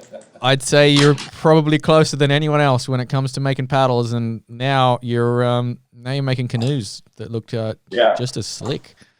Well, Jimmy, I don't think anybody thinks of me as a boat designer or a boat builder, but I'm going to try and get there. I think considering these are your first 2 attempts, you've done extraordinarily well. Well, I paddle enough boats. At least I know what I like and what I don't like. Well, I'm looking forward to paddling with you in the Yukon. It's going to be a comfortable boat. It's just barely big enough to fit in my butt. I was going to say, what features have we got in the 4-man for Yukon? Got some little beer holders in there, little secret compartments. Take some snacks. Well, here, let me show you. Yeah, let's switch over to the 4-man. I'll get my hands off. Look at this. 1 o'clock in the morning, and I still want to just keep looking. Going to say we've set a record. This is a 2-day podcast. It's past midnight. So the most unique thing is these seats slide back and forth. So I think I was telling you about that earlier. So this is seat 3. So when seat 2 is on the left, seat 3 will be on the right. And these both, here, let me put the almond back away. Okay, we're done showing off the outrigger canoe. We're onto the Yukon C4. So this is the foot brace for the C2. And then you can use your feet to help slide back and forth. And then there's foot straps right now. I'm testing these foot straps for C3 because you kind of need to push and pull when you slide because you use your legs to slide sideways. And then the back seat, Trav thinks this is going to be his seat. You can, the back seat's adjustable, but it's not very easily slidable because this guy just basically will trim, get where he needs to be for the day. And his foot brace is adjustable. I made this my own carbon fiber. It's like a double angle channel. And then you'll notice my custom foot braces were actually old paddles that were rebuilt that I repurposed for foot braces. And that's adjustable. And then notice there's carbon on the inside of this bulkhead, but it's sloped down. There's a nice grab handle for carrying, so on the front and back. You'll notice the detail in the deck plate. The cedar is only about that thick here, but it's super strong. It's got like a maple stringer. How much is the whole boat weigh again? 75? 75. So what are we talking? And then the 35 gunnels, kilos? you notice how 75 pounds is 34. Is that 35? Wait, 30. It'd be handy if you guys just got on the metric system. Yeah, it's about 34 kilos. And then you'll notice these little bulkhead plates are the same cedar strips as the sides, but I glassed them on the front and back. And then these are the smallest carbon tubing we use for our paddle shafts. These are actually the adjustable. Are they flyweights or something? They're the tubing we use for our adjustable paddles for the high end ones. Because they're only like 0.85 diameter. Like, what is that, 23 millimeter or something? 22 millimeter? 21 millimeter. And then, so you'll notice the gunnels get thicker in the middle. And then Dane helped me fit this thwart. This is actually a lap joint. You'll notice it's curved here, but it's square cut on the bottom. So it's like like we just notched out the gunnel on the top side. And it's got unidirectional carbon laminated in here. You'll see, can you see my signature underneath? I think I signed the bottom. Dane made me sign the bottom. Oh, there you go. You see? Yeah, what's the date? Jim Terrell, it's got the date on there. But look, I have all my weight on this thing. Like, you could sit on this. It's so strong, and it's just only 3/4 thick. Was it 18 millimeter thick? So the Yukon's going to be no problem. This is the coolest thing ever. Here, I got to show you this. Dane, get this up. Oh, yeah. Here, before you get in. This will be like Pete's seat, right? And he's a little taller than the rest of us, so it's adjustable. But the reason you wanted to adjust, like to slide, is when you get in shallow water. You sit it shallow at the end. But if you want some space, you can slide back here, and you got plenty of space. But check this out. You can scooch forward, and there's another foot brace inside. Yeah, right. You can get your feet side by side. And the nice thing about this is if it's cold, whoever's sitting here will have the warmest feet in the house because your feet are up inside this chamber. Wow. And what's really cool is see if you can poke all the way down. You'll see there's one more foot brace. There's 3 foot braces in here. So this is what can you see that? Okay, wait. Yeah. So now I got 1 foot all the way in there. And this is what the marathon canoe guys will do is they're crunched way up here in the bow to where you can only get 1 foot in there. And they'll keep the other foot. I can put it on the second foot brace here. So see how tight I am up in here? Like just room for my knees and my hips. And I'm like, I can reach the nose from here. I'm like less than 30 inches from the nose.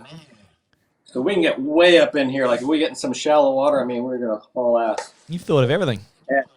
So his toes are literally right Actually, up in here. Up here. Up in here, yeah. About there. So that's the first foot brace. The second foot brace is about here. And then the third foot brace is about here. They're about 3 inches apart. That's so cool. What is it? 3 times 2.54. Yeah, they're about 8 or 9 centimeters apart. I can't wait to paddle this thing. That looks amazing. I can't wait for you 3 to paddle me down the Yukon. And we're gonna have some padding. Someone's got to We've got film in the boat. We got some custom cushions made for the seats. Oh, yeah, I was going to ask you, we're going to be sitting down for about 40 or 50 hours.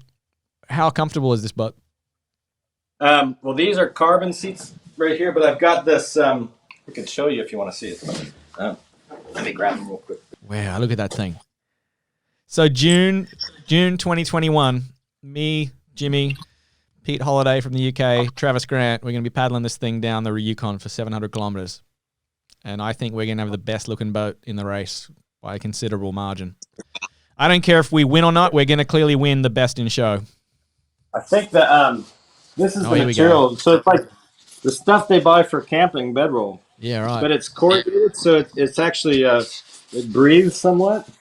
And this is what the marathon canoe guys will use. They'll use a couple layers of this in the seat, but I already cut out 4 pads, and but they just basically sit on there. You can tack them on with Super 77 spray adhesive or whatever. But, I think the actual pads are in my truck because we didn't take them out. Because we're paddling tomorrow. Yeah, and that's nice and cushy. I think I can sit in that for a day. I'm not sure about 3 yet, but we just have to paddle faster.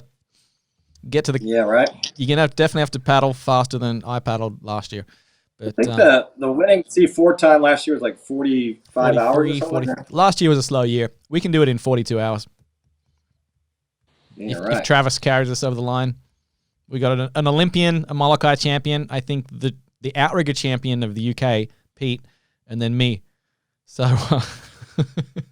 I'll try not to slow you down too much. I think I'll just be the navigator. I've been working such long nights. I'm not worried about paddling that long. I'm just worried about staying awake that long. It's a mental race. I mean, you're gonna get there eventually. It's just staying focused. Yeah, right. Yeah, I'm just gonna sleep. You have to tell me when we get there. Are we there yet? I was gonna say, is there a little bed you can fold out in there? But the boat's fun, man. Wait till you get in this thing. It's super fun to paddle. Oh, I might take it out tomorrow. Yeah. All right. Jimmy's frozen. We've lost you, Jimmy. It's just after midnight in California. I think Dane's phone battery may have finally died. So if we don't get Jimmy back on the line, we might have to wrap it up there. Let these boys get some sleep. Alrighty, so eventually, just before 1 a.m. California time, the battery on Dane's iPhone eventually ran out, and we had to end the episode there. Probably a good thing for everybody's sanity. That was a bit of a marathon, but I sure as hell enjoyed it. Those two they're absolute legends. And not just legends of the sport, they're just awesome guys. They're the kind of guys you just love to sit at the bar and have a beer with and just hear their stories. So I could have chatted with them all night. We're definitely going to get them back on the podcast in the coming months. So I hope you enjoyed it. Thanks for listening. Going to leave it there because it's about 1 a.m. and I'm going to bed. Cheers, folks. We'll see you for another episode of Paddlecast in the next few days. We're back.